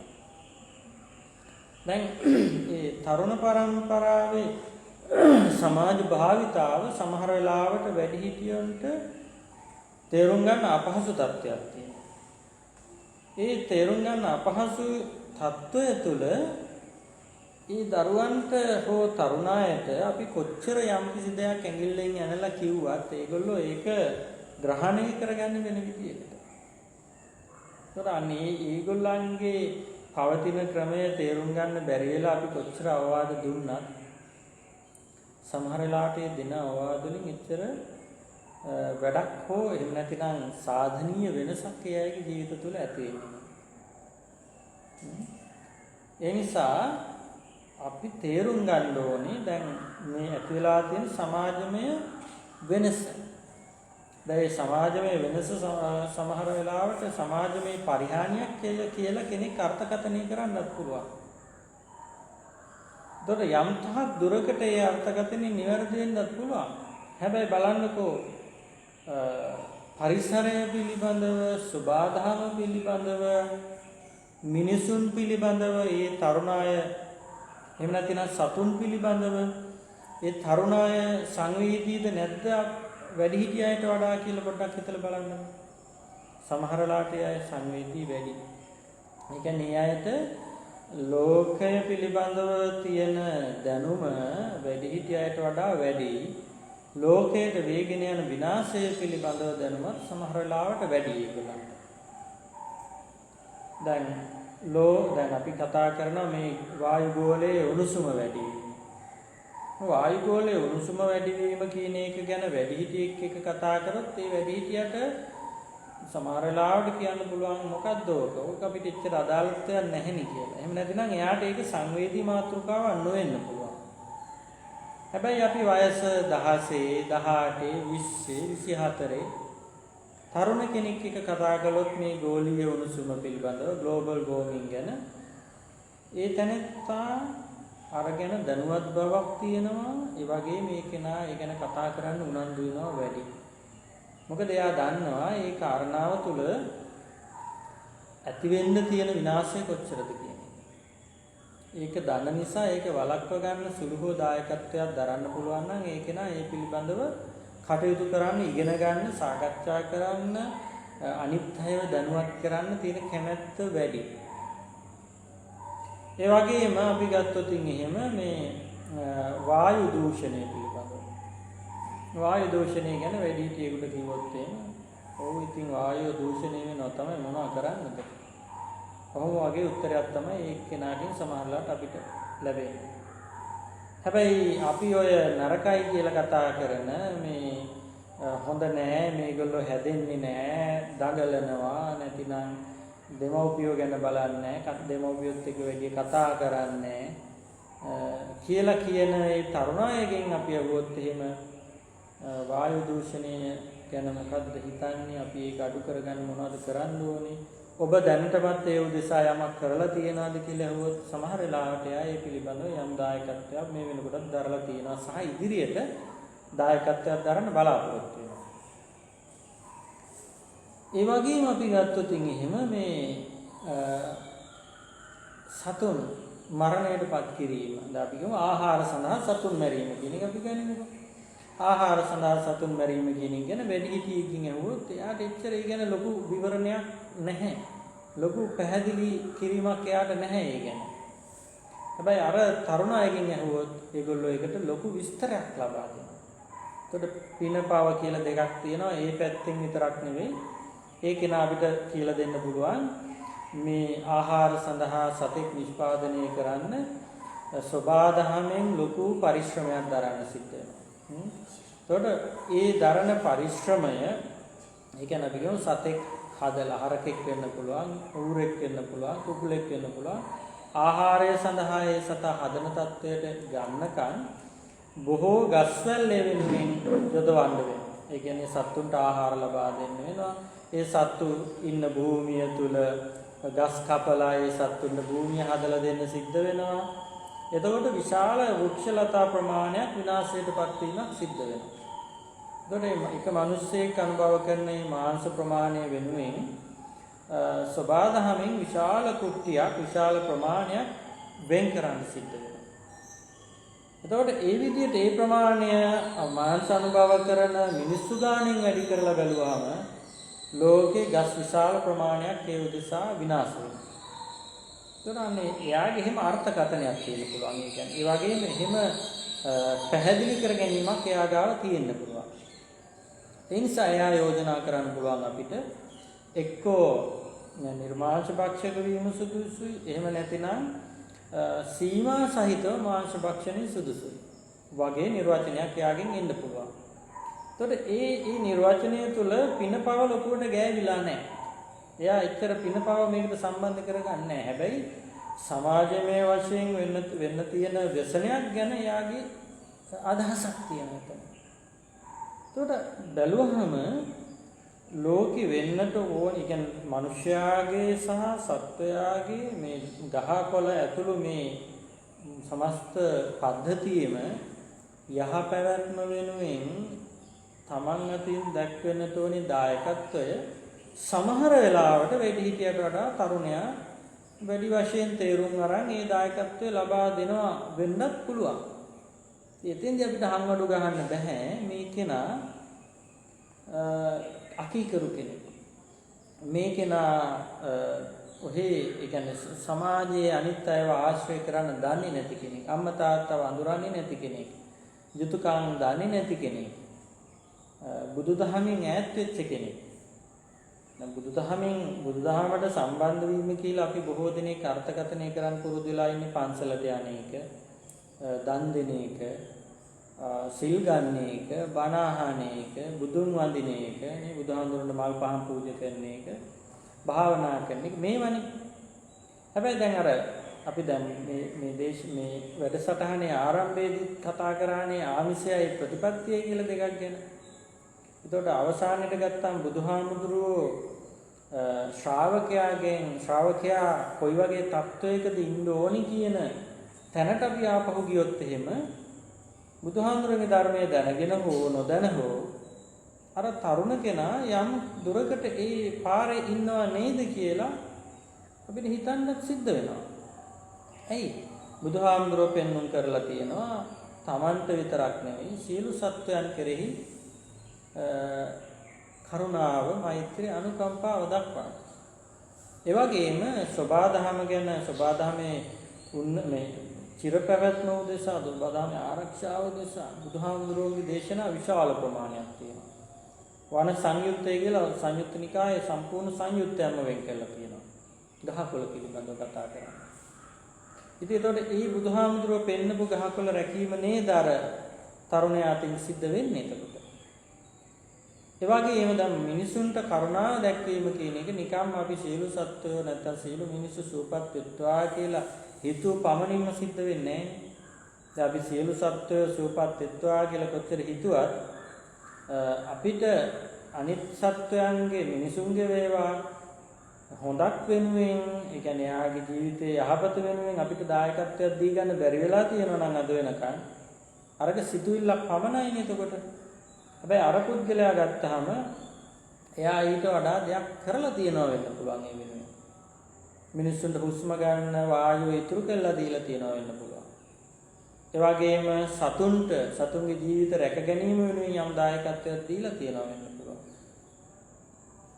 ඒ වගේම තමන් ආශ්‍රය කරන යාළුවෝ අතරේ යම්කිසි හොඳ දේවල් වෙනුවෙන් යම් එකඟ බවක් ඇති කරගෙන තියනවා වෙන්න පුළුවන්. යම් සමිතියක් හදාගෙන නැතිනම් අපි කියමු ඒවා පිළිබඳව සාකච්ඡා කරන්න, ලෝකේ තියෙන ප්‍රශ්න ගැන සාකච්ඡා කරන්න යම් කිසි අවස්ථාවක් හදාගෙන ඒක එකතු වෙලා කරන දෙයක් වෙන්න පුළුවන්. එහෙම නැතිනම් ඩිජිටල් මාධ්‍ය පාවිච්චි කරලා කරන දෙයක් වෙන්න පුළුවන්. ඒකට එහෙම හදාගෙන ඒකේන ලෝකයේ ප්‍රශ්න ගැන කතා කරලා ලෝකෙ මිනිස්සුන්ගේ සහ සතුන්ගේ යහපත උදෙසා සක්‍රියව තමන්ගේ දායකත්වයක් ලබා දෙනවා. එහෙමනම් අපිට සිද්ධ වෙනවා අර්ථකථනය කරන්න අර බුදුහාමුදුරුවෝ ශ්‍රාවකයෙකුගෙන් අපේක්ෂා කරපු දේ මේ විදියට ලේබල් එකක් ගහගත්තේ නැතත් යම් විදියකින් මේ පුද්ගලයාගේ ජීවිතය තුළ ක්‍රියාත්මක වෙනවා කියනවා. යම් විදියකින්. හැබැයි ඒකේ ගොඩාක් අඩුපාඩු තියෙන්න පුළුවන්. මොකද එයා බණ පොත පෙරලලා කියවන්නේ නැති නිසා. එහෙම නැතිනම් ඒකේනා බුදුහාමුදුරන්ගේ ධර්මය පිළිබඳව අවධානයක් දෙන්නේ නැති නිසා. අන්න ඒ දෙයට අපිට කෙනෙකුට, කියන්නේ පුතේ නැත්තම් සහෝදරයා ඔබ ඔය කරන දේම වඩා හොඳින් අර්ථාන්විතව කරන්න පුළුවන්. ඕකට මෙන්න මේ වටින ඉගැන්වීමක් තියෙනවා. පොඩ්ඩක් මේකත් කියවලා බලන්න. නැත්තම් පොඩ්ඩක් මේකත් අහලා බලන්න. අන්න එහෙම සම්බන්ධ කරවතින් අර කරන දේත් අගය කරලා ඒකට තවත් වටිනාකමක් අපි ලබා දුන්නොත් ඒක නා කැමැත්තෙන් ඒකට යොමු වෙනවා. හැබැයි අපි සමහර වෙලාවට ඒක නෙමෙයි බලාපොරොත්තු වෙන්නේ. අපි බලාපොරොත්තු වෙන ඊට වඩා සම්පූර්ණයෙන්ම වෙනස් චාරිත්‍ර වාරිත්‍ර ටිකකට ඒ අය සම්බන්ධ කර ගැනීම. ඉතින් ඒ සම්බන්ධ කර ගැනීම වෙයි කවදා හරි. හැබැයි ඒක වෙන්නේ ඒ කෙනා ඒ කරන චාරිත්‍රයේ එහෙම නැතිනම් ඒ වැලකිලා ඉන්න වාරිත්‍රයේ හරයක් දැකපු දවසට. අපි කියමු අපි කෙනෙකුට කියනවා සිද්ධ කරන්න කියලා දැන් මේ සිගාලවාද සූත්‍රයම ගන්නකො. සිගාල කියන කුල පුත්‍රයා එදා තාත්තා කිව්ව හින්දා උදේ පාන්දර නාලා දිසා 6ට වැන්දා. අද කාලේ ඉන්න තරුණයෙකුට කිව්වොත් එහෙම මං කියන හින්දා උදේ පාන්දර නාලා දිසා 6ට වදින්න කියලා. මොකටද කියලා අනිවාර්යෙන් අහනවනේ. එතකොට කිව්වොත් නෑ තේරුමක් බලන්න ඕනේ ඔයා කරන්න ඕනේ. කරයිද? කරන්නේ ප්‍රශ්න කරනවා. ප්‍රශ්න කරනවා නේ. එතකොට අපිට තර්කානුකූලව ඔප්පු කරලා පෙන්වන්න බැරි නම් මේ දේ කළ යුත්තේ මේ සඳහායි කියලා කවදාවත් ඒක කරන්න හිත ඇතුලෙන් ඒ කියන්නේ අවංකව පෙළඹෙන්නේ නැහැ. අර දකින්න දකින්න වෙලාවට ඒ දේ කළා නිකන් ඉන්න පුළුවන්. හැබැයි අවංකව පෙළඹෙන්නේ නැහැ. ඒකට අපි දක්ෂ වෙන්න ඕනේ එහෙමනම් වර්තමාන පරම්පරාවට මේ දේවල් පෙන්වීමේදී ඒකේ හරයත් එක්ක මේක පෙන්වුම් කළා. ඒ හරයත් එක්ක පෙන්වුම් කළා දුන්නේ නැත්නම් ඒගොල්ලෝ ඒවා වැඩක් ඇති දේවල් ඇටිට ගණනය කරගන්නේ නැහැ. ඒ නිසා දැන් මේ දේශනාවල තියෙනවා ඒ අයගේ බුද්ධි මට්ටම් ඒ අය හිතන පැති ස්පර්ශ කරන්න පුළුවන් ඊටාම සියුම් තැන් තියෙනවා. ඒවා හඳුනා ගැනීමේ දක්ෂතාවය අපිට තියෙනවා. ඒවා හඳුනාගෙන නේවත් එක්ක ඒගොල්ලන්ට ගලපලා ජීවිතයට සම්බන්ධ කළ දුන්නොත් අනිවාර්යයෙන් මේ තරුණ පරම්පරාව වර්තමාන පරම්පරාව තාම හොඳින් මේ බුදුහාමුදුරුවන්ගේ ධර්මයේ දැක්කන මේ ධර්මකාරණා හදාරන්නට පෙළඹෙයි. ඔයත්තන්ටත් වඩා හොඳට, ඒ කියන්නේ වැඩිහිටි අයටත් වඩා හොඳට ඒගොල්ලෝ ඒවා කියවන්න පටන් ගන්නවා. ඒවා බෙදා හරින්න පටන් ගන්න හැම වුණත්. එහෙම වෙන්න නම් ඔබ දක්ෂයෙක් වෙන්න ඕනේ ගතානුගතිකත්වයට ඒක නහුරු කරවන්නේ නැතුව ඒ කෙනාගේ වටිනාකම් අපි වලට වැලියුස් කියලා කියන ඒ කෙනා පුද්ගලිකව හඳුනන වැලියුස් තේරුම් අරගෙන ඒවට ආමන්ත්‍රණය කිරීමේ දක්ෂතාවය අපිට තියෙනවා. දැන් අම්මට වඳින්න කියලා නිකන් කිව්වට කවදාවත් ඒගොල්ලෝ වඳින්නේ නැහැ. ඒකට අම්මට වඳින්න හිතෙන තැනට අපි එයාව ගේන්න ඕනේ. එහෙම වඳින්න නම් ඒ අම්මා ගෞරවනීය චරිතයක් තමන්ගේ ජීවිතය තුළ පෙන්වන්න කරන්නේ. තාත්තට වඳින්න නම් ඒ තාත්තා ගෞරවනීය චරිතයක්, ඒ කියන්නේ දරුවට හිතෙන්න ඕනේ වඳින්න තරම් ගුණ තියෙනවා මගේ තාත්තා. එහෙම නැත්නම් ඉස්සර වැන්දට දැන් කාලේ වඳින්නේ නැහැ සමහරවිට. එහෙමනේ නේ. ඒ නිසා මේ දේවල් ගැන අපිට හිතන්න සිද්ධ වෙනවා. ඕවා තේරුම් ගත්තේ නැතිනම් අපි කිව්වට මේ අපේ දරුවන්ව අපි ආගමට දහමට යොමු කරන්න ඕනි කියලා. දැන් එහෙම කියලානේ එකන් ඉන්න පන්සලට අනේ හාමුදුරනේ මේ දරුවා මේ කිසිම නැඹුරුතාවයක් නැහැ නේද? පුළුවන් නම් හදලා දෙන්න මේ දරුවා. ඉතින් හාමුදුරුව මොනතරම් උත්සාහ දරුවත් වැඩක් නැහැ. අර එයා ඉන්න පරිසරය තුළින් බුද්ධිමත්ව එයාට ඒකට අවශ්‍ය කරන මාර්ග පෙන්වීම සිද්ධ කෙරෙන්නේ. ඒ නිසා ඒ කාරණාව ගැන අපි සංවේදී වෙන්න ඕනේ. ඉතින් මේ සිගාලවාද සූත්‍රය වගේ දේශනා වැඩිහිටියෝ දැනගන්න ඕනේ. දැනගත්තම ඒක ජීවිතයේ අර දරුවට අදාළ වෙන තැනට කොහොමද අදාළ කරන්නේ කියන එක අපිට ඒක දැනගෙන ඉතින්ට අපිට ඒක සම්බන්ධ කරගන්න. එහෙම ගත්තොත් එහෙම ජීවිතේ බොහෝ පැති ගැන මේ දේශනාව තුළ කතා කරනවා. එතකොට බුදුරජාණන් වහන්සේ වැඩම කරන අවස්ථාවකදී තමයි දකින්න වෙන්නේ සිගාලක කියන කුල පුත්‍රයා අර නාලා උදේ පාන්දර දිසා 6කට වඳිනවා නේ.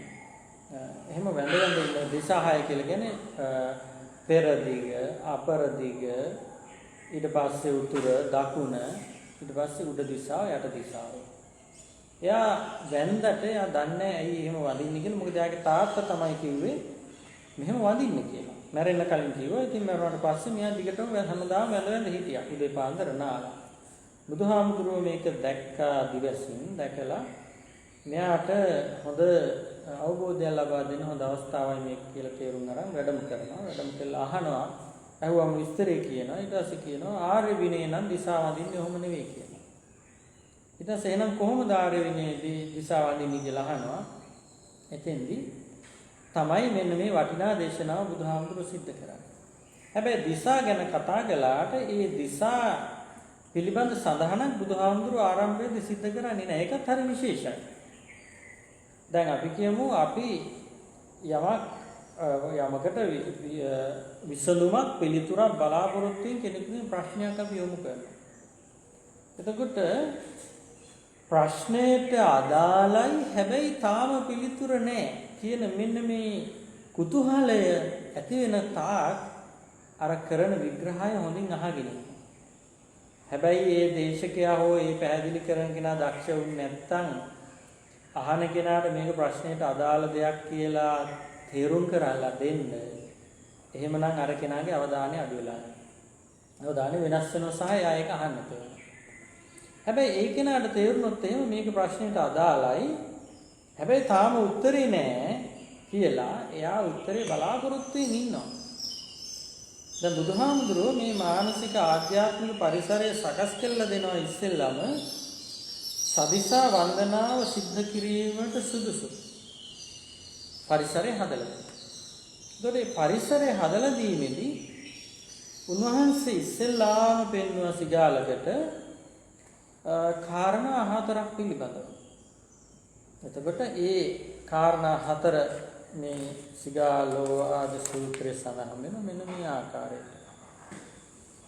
යතෝ කෝ ගහපති පුත්ත අරිය ශාවකස්ස චත්තාරෝ කම්ම කිලේශ පහිනාහ. ශ්‍රාවකයා තුල කර්ම ක්ලේශ හතරක් ප්‍රහාණය වෙනවා නම් ඒතර මොනවද මේ කර්ම ක්ලේශ හතර? පානාතිපාත අදින්නාදාන කාමේසු මිච්ඡාචාර මුසාවාද. සතුන් මරීම, සොරකමෙහි නිරත වීම, කාමෙහි වරදවා හැසිරීම, බොරු කීම.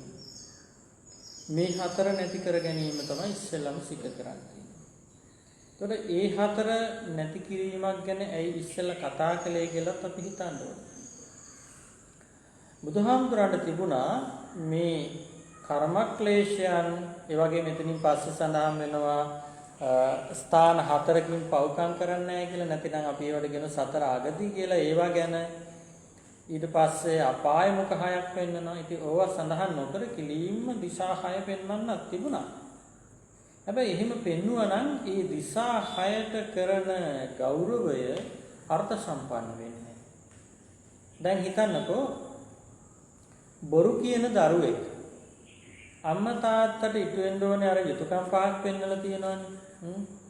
ඒ අම්මා තාත්තට ඉටු වෙන්න ඕනේ යුතුයකම් පහ කරාට වැඩක් තියනවද? අම්මා තාත්තට ඉටු වෙන්න ඕනේ යුතුයකම් කරාට වැඩක් තියනවද? දරුවා බොරු කියනවා නම්, දරුවා හොරකම් කරනවා නම්, ඒ වගේම සතුන් මරණ කෙනෙක් නම්, කාමෙහි වරදවා හැසිරෙන කෙනෙක් නම් ප්‍රයෝජනක් වෙන්නේ නේ. දැන් අපි කියමු උදාහරණයක් ඇරෙවි කිව්වොත් අම්මා තාත්තට කන්න බොන්න දෙනවා. අම්මා තාත්තගේ කුදුමහත් කටයුතු සිද්ධ කරලා දෙනවා. කුල වංශය පවත්වන්න මහන්සි ගන්නවා. ඉතින් කුල වංශය හරියට පවත්වන්න වෙන්නේ නැහැ පන්සිල් කඩගෙනවා නම්. ඒ වගේම දෑවැද්ද ආරක්ෂා කරනවා. මරණයට පස්සේ දන් දීලා පින් දෙනවා. දැන් අදත් අපි දකිනෝනේ සමහර දරුවෝ අම්මා තාත්තා දොස් සහන විදියට මතක් වෙන වැඩ තමයි කරන්නේ. මැරිලත් ඒ මිනිස්සුන්ට දොස් සහන වෙනවා. මෙහෙම මේ මිනිහාගේ අම්මා තාත්තට පව් සිද්ධ වෙන්න ඕන කියලා මිනිස්සු දොස් කියනවා. කරන වැඩ අහනවා. එහෙම කරාට අම්මා තාත්තගේ අවුරුද්ද දෙක දානේ ගිහිල්ලා පන්සලට දානේ පූජා කරනවා. එතකොට දැන් අර කියපු යුතුයකම කරනවා. හැබැයි යුතුයකම කරන්න අවශ්‍ය කරන පරිසරය හදාගෙන නෙවෙයි. එතකොට වැඩක් තියනවාද අර කරන යුතුයකම? අම්මා තාත්තට පිනක් දෙන්න පුළුවන්ද? අපි කියමු සමාජයට හානියක් සිද්ධ වෙන ක්‍රියාදාම වල නිරත වෙන කෙනෙක් ඉන්නවා. එහෙම කරන ගමනේ අම්මා තාත්තා වෙනින් දානයක් දීලා පින් දෙනවා. ඉතින් ඒ අම්මා තාත්තට එකකින් පිනක් දෙන්න බෑනේ. මොකද ඒ කරන සෑම පාප කර්මයක් පාසාම ඒ පුද්ගලයා අම්මා තාත්තට නිගරු කිරීම සිද්ධ කරන්නේ. තමන්ව මේ ලෝකයට බිහි කිරීම අපරාධයක් කියන කාරණාව තමයි පෙන්වුම් කරන්නේ අම්මා තාත්තා ගැන. ඒකට අර දානයක් දීපු පවණින් එතකොට ඒ අම්මා තාත්තට අර්ථයක් සිද්ධ වෙන්නේ නැහැ. ඒ නිසා තමයි අන්න එහෙම ගුණය තුල නොපිහිටා යුතුයකම ඉටු කිරීමෙන් කිසිම විදියකින් සමාජයේ සුභ සිද්ධියක් ඇති නොවන නිසා තමයි බුදුහාමුදුරුවෝ ඉස්සෙල්ලාම පෙන්වන්නේ සතුන් මැරීමෙන් වළකින්න ඕනේ, හොරකමින් වළකින්න ඕනේ, කාමෙහි වර්ධා හැසිරීමෙන් වළකින්න ඕනේ, මුසාවාදයෙන් වළකින්න ඕනේ. ඒක සුරාව ගැනත් ඉදිරියට දීර්ඝ වශයෙන් කතා කරනවා. ඊළඟට බලන්නකො දෙමව්පියෝ ගැන. දැන් තාත්තා කෙනෙක් ඉන්නවා. අර මම කියවනේ අම්මලා තාත්තලා හරි කැමති දරුවෝ වඳිනවා නම්. හරි වන්දව ගත්තා කියන්න කොන්න අද උදේ වන්දව ගත්තා. නෑ ඉස්කෝලේ යනකොට දරුවා වැන්දා. වැඳලා ගිහිල්ලා දරුවා දැන් ඉස්කෝලේ යලා ඇවිල්ලා ඊට පස්සේ බලනවා තාත්තා ඉතින් රස්සාවට ගිහින් හැන්දෑවට ගෙදර එනවා. හැන්දෑවට ගෙදර එන්නේ ගියපු විදියට නෙමෙයි. හොඳට කෙලින් ගියපු මිනිස්සයා දැන් ඉන්නේ වෙන විදියකට. ඒකට එහෙම ගෙදර එනකොට අර තාත්තා මේ දරුවාට හිත ඇතුලෙන් සිතුවිල්ලක් එනවද? හෙට උදේත් මම මෙයාට වඳින්න ඕනේ කියලා. මම ගෞරවයෙන් කතා කරන්න ඕනේ කියලා. මම මේ කෙනාගේ අවවාද ලබා ගන්න ඕනේ කියලා. එනවද සිතුවිල්ල? එතකොට දැන් හැබැයි ඒ තාත්තා මහන්සි ගන්නවා වෙන්න පුළුවන් තමන් කරන දේ දරුවා නොකරන තත්ත්වෙට ගේන්න. එතකොට සුරාව පානය කරන තාත්තා කැමති නෑ දරුවා සුරා සොඩෙක් වෙනවට. සිගරට් බොන තාත්තා කැමති නෑ දරුවා සිගරට් බොන කෙනෙක් වෙනවට. එතකොට හොරකමේ ඉන්න තාත්තා කැමති නෑ දරුවා හොරෙක් වෙනවට. හැබැයි ඒ දේ අකමැති වුණාට, ඒ කියන්නේ පාපයෙන් වළක්වන්න මහන්සි ගත්තට සාර්ථක වෙනවද? බොහෝ වෙලාවට සාර්ථක වෙන්නේ. සාර්ථක වෙන්න තියෙන අවස්ථා බොහොම අඩුයි. මොකද හේතුව ඒකට අවශ්‍ය කරන පරිසරය හදලා දුන්නේ ඒ තාත්තා. ඉතින් ඒ නිසා තමයි දැන් බලන්නකෝ මේකේ තියෙන කොයි තරම් අර්ථවත් බවක් තියෙනවද බුදුහාමුදුරු ඉස්සෙල්ලාම මේ කර්ම ක්ලේශ හතරක් පෙන්නන එකේ ඒ කර්ම ක්ලේශ හතරෙන් වළකින කෙනා දැන් ඒ තාත්තා කියලා අපි හිතන්නකෝ ඒ තාත්තා ඒ කර්ම ක්ලේශ හතරෙන් වළකිනකොට මොකද්ද වෙන්නේ? ඒ තාත්තා සුදුස්සෙක් වෙනවනේ අර දරුවාගේ වන්දනාවට. එතකොට දැන් ඒ දරුවට හිතෙනවද නැද්ද මේ තාත්තා වයසට යනකොට මම තාත්තව රැක බලා ගන්න ඕන කියලා? අනිවාර්යෙන් හිතෙනවනේ. මොකද ඒ රැක බලා ගන්න ඕනි කියන ඒ ගෞරවනීය తত্ত্বය ඇතිවීමට අවශ්‍ය කරන පරිසරය ඒ තාත්තා තුල තිබුණා. ඒ ගුණය ඒ තාත්තා තුල තිබුණා. දැන් අද බලන්නකෝ අපි බලාපොරොත්තු වෙන ඊට වඩා වෙනස් දෙයක් නේ. අපි ඉදිරි පරම්පරාවෙන් බලාපොරොත්තු වෙනවා හැම දෙයක්ම කරා යුතුයකම් කියලා. හැබැයි මේ යුතුයකම් කරයි කියලා බලාපොරොත්තු වෙන ගමනේ මේ යුතුයකම් තමන් වෙත ඉටු වෙන්න අවශ්‍ය කරන ගුණ සම්පන්න භාවය තමන් ගාව තියෙනවද නැද්ද කියන එක ගැන සැලකිලිමත් වෙනවද? සැලකිලිමත් වෙන්නේ නැහැ. අන්න ඒකයි කියන්නේ මොනෑම සමාජ ස්තරයක ඉන්න ගුරුවරයෙක් දැන් අපිට කියවන්න හම්බ වෙනවා ගුරුවරු ගුරුකමට ගෞරවයක් ඇති වෙන විදියට වැඩ කරන ගුරුවරුත් ඉන්නවා ගුරුකමට නිගා වෙන විදියට වැඩ කරන ගුරුවරුත් ඉන්නවා නේ. එතකොට දැන් අර ගුරුවරයා වෙත ඉතු වෙන්න ඕනේ යුතුයකම් ටිකක් පෙන්නනවා නේද? ගුරුවරයා දැක්කම හුනස්නේ නැගිටින්න ඕනේ. එතකොට ශිල්ප සකසා ශිල්ප ඉගෙන ගන්න ඕනේ. ආදි වශයෙන් පෙන්නනවා. එතකොට ගුරුවරයා දැකලා හුනස්නේ නැගිටින්න දරුවට හිතෙන්න ඕනේ ශිෂ්‍යයාට. ඒතර මේ ගුරුවරයා මහා පාපතරයෙක් නම් මේ ගුරුවරයා මහා තමන්ගේ தත්ත්වය රැක ගන්න බැරි කෙනෙක් නම් අකුරු විතරක් ශිල්ප විතරක් උගන්වන කෙනෙක් නම් ඒ ගෞරවය ශිෂ්‍යයන්ගෙන් ඇති වෙන්නේ. ඒ නිසා අනිවාර්යයෙන්ම තමන්ගේ අයිතිවාසිකම් දංගාක් කියලාට අපි සමාජය දකින්නේ දැන් මානව අයිතිවාසිකම් human rights. ඒ වගේම කාන්තාවන්ගේ අයිතිවාසිකම් බලාපොරොත්තු වෙනවා. ඒ වගේම විවිධ සමාජ පන්තියින්ගේ අය තමන්ගේ අයිතිවාසිකම් බලාපොරොත්තු වෙනවා. ඒතර අයිතිවාසිකම් බලාපොරොත්තු වෙන්න නම් යුතුයකම කියන එක ඉෂ්ට වෙලා තියෙනවා. ඒතකොට ඩියුටිස් කියන ඒවා කිරලා තියෙනවා. ඒ ටික කෙරුණොත් විතරයි රයිට්ස් කියන ඒවා හම්බ වෙන්නේ. ඒතකොට අපි දැන් දෙමව්පියෝ හැටියට දරුවන්ට යුතුයකම් ටික කරලා නැත්නම් ඒ යුතුයකම් කියලා කියන්නේ නිකම්ම ඉස්කෝලේකට යවන එකවත් කන්න බොන්න දෙන එකවත් විතරක් නෙමෙයි. ඒ දැන් සිගාලෝවාද සූත්‍රයේ පෙන්නන යුතුයකම් පහක් ඉතු වෙන්න ඕනේ. පාපයෙන් වළක්වන්න ඕනේ, යහපතේ යොදවන්න ඕනේ. ආදි වශයෙන් ශිල්පය ගැනීම ඊට පස්සේ තමයි. එතකොට ඒ පාපයෙන් දරුවෝ වැළැක්ුවේ නැත්තම් බලන්නකො අම්මා තාත්තට ඉන්නකන් සනසිල්ලක් නැහැ. දැන් සමහර අම්මලා ඉන්නවා හැමදාම දරුවෝ ගැන හුල්ලනින්. දරුවන්ගේ ඒ පාපී දරුවන්ගේ පාප ක්‍රියාවන් නිසා හැමදාම අඬු කඳුලින් ඉන්න අම්මලා ඉන්නවා. දිනපතා අලුත් සිද්ධි අලුත් වෙනවා. කරන අපරාධ අලුත් වෙනවා. වැරදි අලුත් වෙනවා. ඉතින් ඒ වගේම තමනුත් විපතටපත් වෙනවා. ඒතකොට ඒව දැක ඒවා අහහ ආරංචි කර හොය මේ අම්මලා දුක් වෙනවා. අම්මලා තාත්තලා. ඇයි? මොකද්ද හේතුව? මොකද්ද ප්‍රශ්නේ? කාගේද වැරද්ද තිබුණේ? තමන්ගේ. තමන් පළවෙනි යුතුයකම කරන්නේ නැතුව සමහරලාට වෙන යුතුයකම් තමයි කරලා තියෙන්නේ. ඒකට පාපා නිවාරෙන්ති කල්යාණී නිවේශෙන්ති ඇති කරගත්තේ නැහැ. පාපයෙන් වැළැක්වෙන්නේ නැහැ. යාපතේ දරුවව යෙදුවෙත් නැහැ.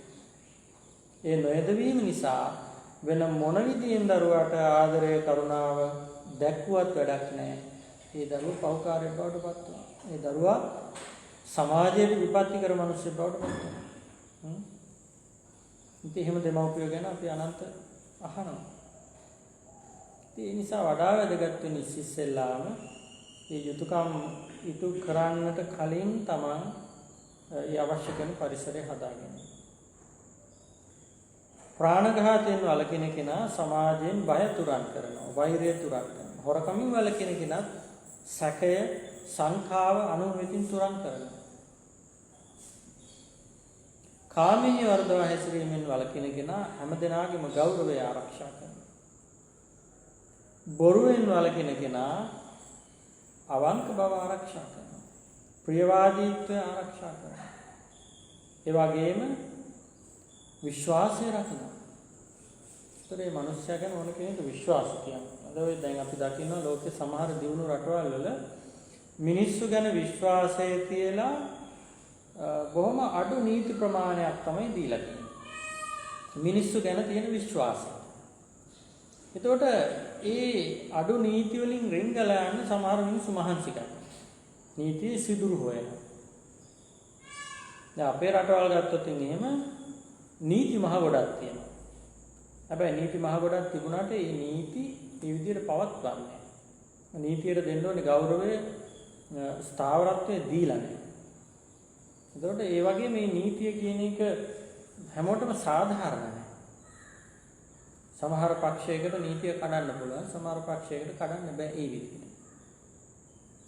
එතකොට අර මිනිස්සයා අපි කියමු සතුන් මරීමෙන් වළකින කෙනෙක් නම්, හොරකමින් වළකින කෙනෙක් නම්, කාමයේ වරදවා හැසිරීමෙන් වළකින කෙනෙක් නම්, බොරුවෙන් වළකින කෙනෙක් නම් හිතන්නකො දැන් දාලා තියෙන නීති වලින් කීයද ඉතුරු කරගන්න ඕනේ කියලා. නීති අවශ්‍ය කරන්නේ නැහැ. බොහෝ නීති අවශ්‍ය කරන්නේ. බලන්න බොහෝ නීති පොත්වල තියෙන බොහෝ නීති හැදෙන්නේ බොරු කියන කෙනා නිසා නෙවෙයි කියලා. කාමී වරදවා හැසිරෙන, සතුන් මරණ, හොරකම් කරන කෙනා නිසා නෙවෙයි කියලා. ඉතින් මේ දේවල් කරන්න, මේ පැනවීම කරන්න අවශ්‍ය කරන්නේ නැහැ. මේ කියන කර්මක්ලේශ වලින් වළකිනවා. තමන්ගේ හිතට බලන්නකො කොයිතරම් ලොකු සැනසෙල්ලක් තියනවද කියලා. දැන් අපි බොරු කියන්නේ නැත්නම් අපිට හිතන්න ඕනද හෙට මම මොනවද දෙන්න ඕනේ උත්තරේ කියලා?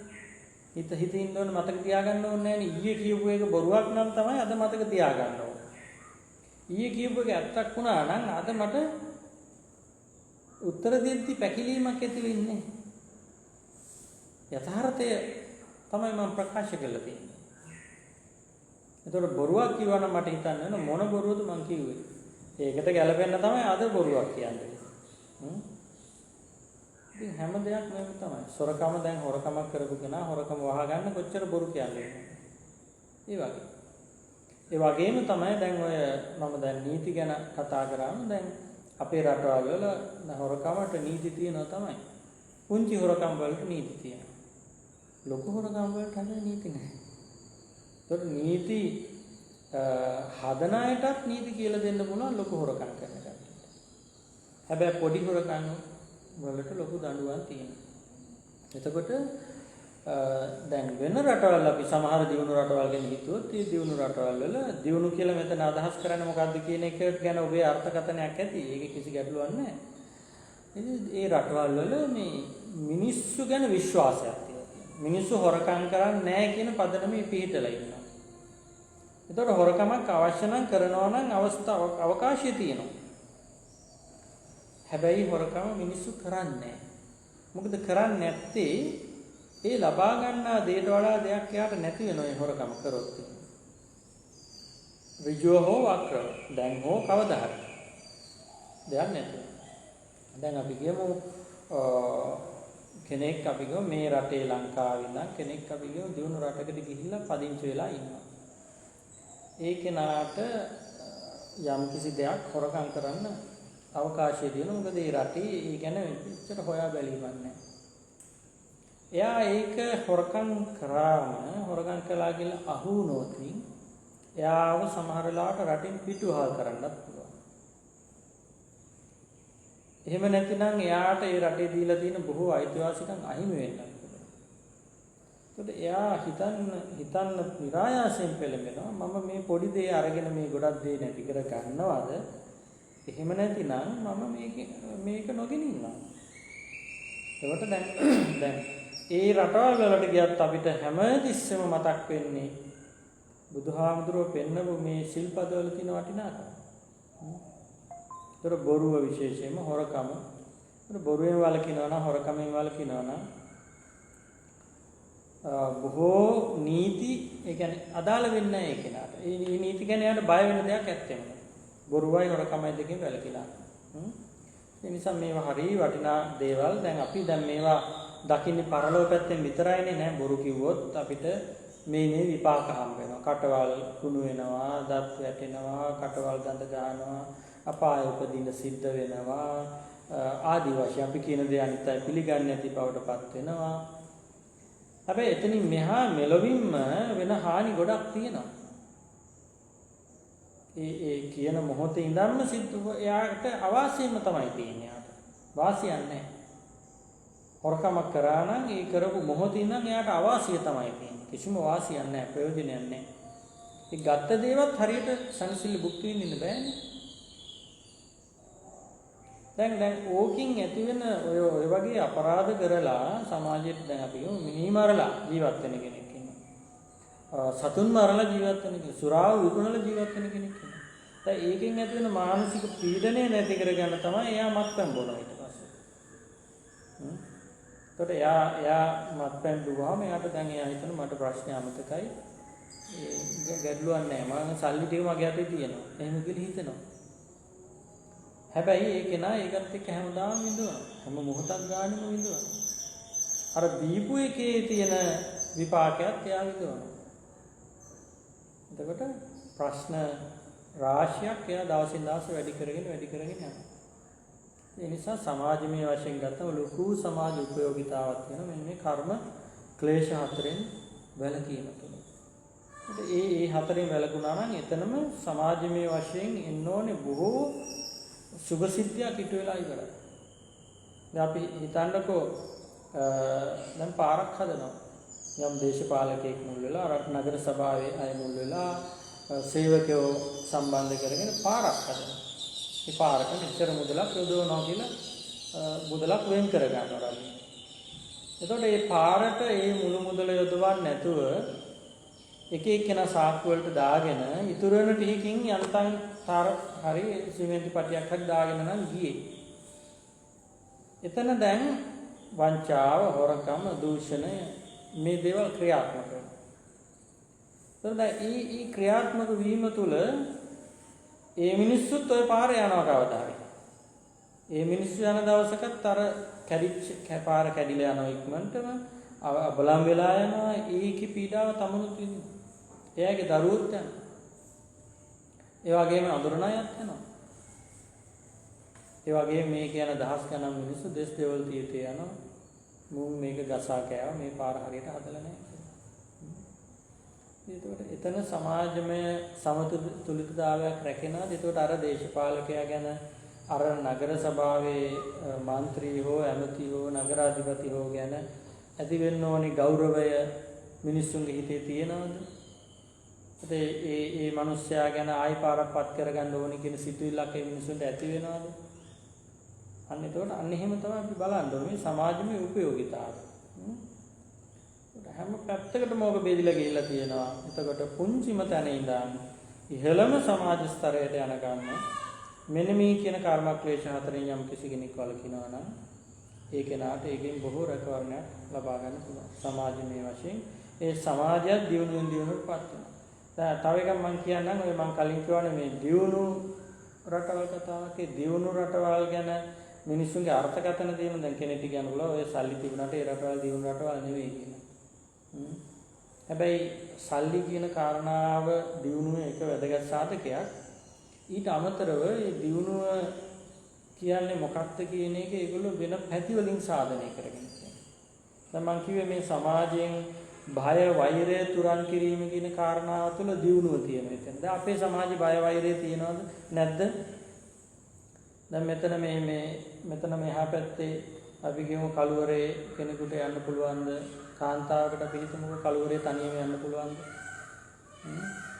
එතකොට බෞද්ධ නෙවෙයිද අපේ රටවල්? අපේ මිනිස්සු බෞද්ධ නෙවෙයිද? එතකොට ඇයි බෞද්ධයෝ නම් මේ එහෙම වෙන්නේ මොකද? එතකොට සල්ලි ටිකක් අරගෙන යන්න පුළුවන්ද? වටිනා කියන ආභරණයක් පැලඳගෙන පාළු පාරක තනියම යන්න පුළුවන්ද? එතකොට මේක බෞද්ධ රටක් නෙවෙයිද? එතකොට ඔය අපි කතා කරන රටවල් වල එහෙම යන්න පුළුවන්ද බැරිද? යන්න පුළුවන්. ඒවා බෞද්ධ දේ රටවල්. බෞද්ධ රටවල් නෙවෙයි. එතකොට හොරකම තියනවා. බොහොම අඩුයි. බොරුව වංචාව තියනවාද? ඉතාම අඩුයි. මිනිස්සු ගහ ගන්නවාද, රණ්ඩු වෙනවාද, කලකෝලහල කර ගන්නවාද? බොහොම අඩුයි. දකින්නම නැති තරම්. එතකොට දේශපාලකයන්ගේ දූෂණය තියනවාද? බොහොම අඩුයි. නැති නෑ කරන අය ඉන්නවා. හැබැයි අහුනොත් අනිවාර්යයෙන්ම ඒ කෙනාට ගෙදරම යන්න සිද්ධ වෙනවා. අපේ අහුනොත් ඊළඟ පාර ඊට වඩා ඉහළ පුටුවකට යන්න පුළුවන්. එතකොට අන්න දියුණුව එතකොට කොහොමද අර්ථකථනය කරන්න වෙන්නේ? දියුණුව අර්ථකථනය කරන්න වෙන්නේ යම් සමාජයක් තුළ සතුන් මැරීම නැත්තම්, හොරකම නැත්තම්, කාමී වරදවා හැසිරීම නැත්තම්, බොරුව නැත්තම් අන්න දියුණු සමාජයක්. මිනිස්සු ගාව බය නැත්තම් නිදහසේ ජීවත් වෙන්න පුළුවන් නම්, ගන්න හුස්ම ටික පිරිසිදු නම්, අපේ හුස්ම ටික පිරිසිදුද ගන්න, කන කෑම ටිකට වස දාලා නැත්තම්, අපේ කෑම වලට වස දාලාද නැද්ද? එතකොට බෞද්ධයෝ නෙවෙයිද කරන්නේ ඒවා? එතකොට මිනිස්සුන්ට නිදහසේ පාර ගහලා යන්න බැරි නම්, පුළුවන් නම් අන්න ඒව තුළ තමයි දියුණුව කියන එක කතා කරන්නේ. ඒකට මේ බුදුහාමුදුරන්ගේ බණ පොතේ ඒ දියුණුව පෙන්නලා තියෙනවානේ. ඒතර බණ පොතේ තියෙන දියුණුව අපේ ජීවිතය තුළනේ නැත්te අපි මේ බෞද්ධ කියලා අපි වහන්නට ගහගත්තද? යන්න ඕවා තුළින් තමයි දියුණුව කියන කාරණාව ගැන අපිට සාකච්ඡා කරන්න සිද්ධ වෙන්නේ. ඒ නිසා ධර්මයේ ජීවිතයත් එක්ක එකතු කර ගැනීම කියන කාරණාව තුළ අපි කොතනද ඉන්නේ කියන ප්‍රශ්නය ඉතුරු කරමින් තමයි අපිට ඉදිරියට යන්න සිද්ධ වෙන්නේ. ඒ සතර කර්මක්ලේශ ඊට සතර ආගති පිළිබඳව අපි ඉදිරියේදී සාකච්ඡා කරනවා. ඒතර අගතියට යෑම කියන කාරණාවත් තාම පුළුල්ව දැනගන්නට ඕනි දෙයක්. මිනිස්සු බොහෝ වෙලාවට එකිනෙකාට අසාධාරණයන් සිද්ධ කරන්නේ අගතිය පදනම් කරගෙන. එක්ක කාට හරි තියෙන කැමැත්ත නිසා තව කාට හරි සාධාරණව ලැබෙන්න ඕන දෙයක් නේ අහිමි කරනවා. නැත්නම් ලැබෙන තියෙන අවස්ථාව දෙනවා අර තමන් ප්‍රිය කරන කෙනාට. එක්ක වෛරයෙන් අගතියට යෑම නිසා ලැබෙන්න ඕන උසස් වීමක් ලබා දෙන්නේ. එහෙම නැතිනම් බෙදිලා යන්න ඕන දෙයක් සමව බෙදෙන්න ඕන දෙයක් ඒ කෙනාගේ කොටස හම්බ වෙන්නේ නැහැ. මොකද වෛරයෙන් අගතියට ගියා. ඒ කෙනා තමන්ගේ වෛරී පුද්ගලයෙක් ගණයට වැටුණා. ඒ කෙනාට ඒ භාගය හම්බ වෙන්නේ නැහැ. ඒ වගේම බය නිසා, බයෙන් අගතියට යන නිසා මිනිස්සු වැරදි තීරණ ගන්නවා. වැරදි තීරණ ගන්නවා. දැන් සාමාන්‍යයෙන් කියනවානේ බයෙන් ඉන්න වෙලාවට තීරණ ගන්න එපා, සතුටින් ඉන්න වෙලාවට තීරණ ගන්න එපා. මේ එක එක දේවල් කියනවා. එතකොට මොකද මේ කාරණාව තුළ සමහර වෙලාවට Taman ගන්න තීරණේ නිවැරදි නොවෙන්නේ. බය නිසා මිනිස්සු වැරදි තීරණ ගන්නවා. ඒ වගේම බය පදනම් කරගෙන තමනුත් පීඩනයට ලක් වෙනවා. බයෙන් අගතියට යනවා. ඊට පස්සේ මෝහය. මේ මෝහයෙන් අගතියට යෑමත් බොහොම බරපතල කාරණාවක්. මේ මෝහයෙන් අගතියට යෑම තුළම තමයි සියලු දුක් මිනිහෙක් ළඟා කරගන්නේ ජීවිතේ. සියලු ප්‍රශ්න ළඟා කරගන්නේ. ඒ මෝහයෙන් අගතියට යෑමෙන් තමයි පෞල් ජීවිතවල ප්‍රශ්න ඇති වෙන්නේ. අම්මලා ඒ කියන්නේ අම්මලායි දරුවෝ අතර ප්‍රශ්න ඇති වෙන්නේ. නැන්ද අම්මලා බෑනලා ලේලිලා අතර ප්‍රශ්න ඇති වෙන්නේ. ඊට පස්සේ වෙනත් සමාජ සංස්ථාවන් අතර ප්‍රශ්න ඇති වෙන්නේ. මේ බයෙන් අගතියට යෑම. ඒ නිසා මේ සතර ආගතිය තමයි සූත්‍රයේදී ඊට පස්සේ බුදුහාමුදුරුවෝ පෙන්නන්නේ. එතකොට සිගාලකට පෙන්නනවා ඔබ සමාජමය වශයෙන් අනුන්ටත් යහපත කරන අනුන්ගෙන් යහපත ලබන කෙනෙක් බවට පත් වෙන නම් මෙන්න කර්මක්ලේශ තියෙනවා වයින් අයින් වෙන්න. මෙන්න අගති හතර තියෙනවා ඒ වයින් අයින් වෙන්න. අපාය මුඛ හයක් තියෙනවා ඒ වයින් මිදෙන්න. ඒ වයින් මිදිලා ඔබ යුතුයකම් ඉටු කරන්නේ බවට පත් වුණොත් අන්න ඔබට ඔබේ අයිතිවාසිකම් ටික ඉබේම ලබා ගන්න පුළුවන්කම ලැබෙනවා. හොඳයි. එහෙනම් අපි අද දවසට අපේ වැඩසටහන මෙතනින් સમાપ્ત කරමු. අද දවසේදී අපි මූලික වශයෙන් භාවනාවක නිරත වුණා. ඊට පස්සේ අපේ ලෞකික ජීවිතයේ සුභ සිද්ධියට හේතු වන තාම වැදගත් සූත්‍ර දේශනාවක් වන සිගාලෝවාද සූත්‍රය පිළිබඳව කරුණ අධ්‍යයනය කරා. මේ තුලින් ලැබූ දැනුම අපට අපේ ජීවිත තවත් හොඳින් සාර්ථකව ගත කරගන්නට උපනිශ්‍රේ වේවා. ඒ වගේම මේ උතුම් කුසල් අපට සුගතිය පිණිසත් සියලු දුක් නිවා ලබන උතුම් නිවන් අවබෝධයේ පිණිසත් හේතු වාසනාම වේවා කියලා ප්‍රාර්ථනා කරනවා. ආකාශට්ඨා ච භුම්මට්ඨා දේවානාගා මහිද්దికා පුඤ්ඤන්තං අනුමෝදිත්වා චිරං රක්ඛන්තු ශාසනං.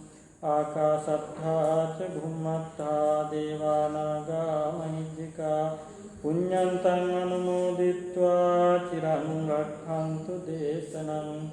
ආකාශට්ඨා ච භුම්මට්ඨා දේවානාගා මහිද්దికා පුඤ්ඤන්තං අනුමෝදිත්වා චිරං රක්ඛන්තු ත්වං සදා.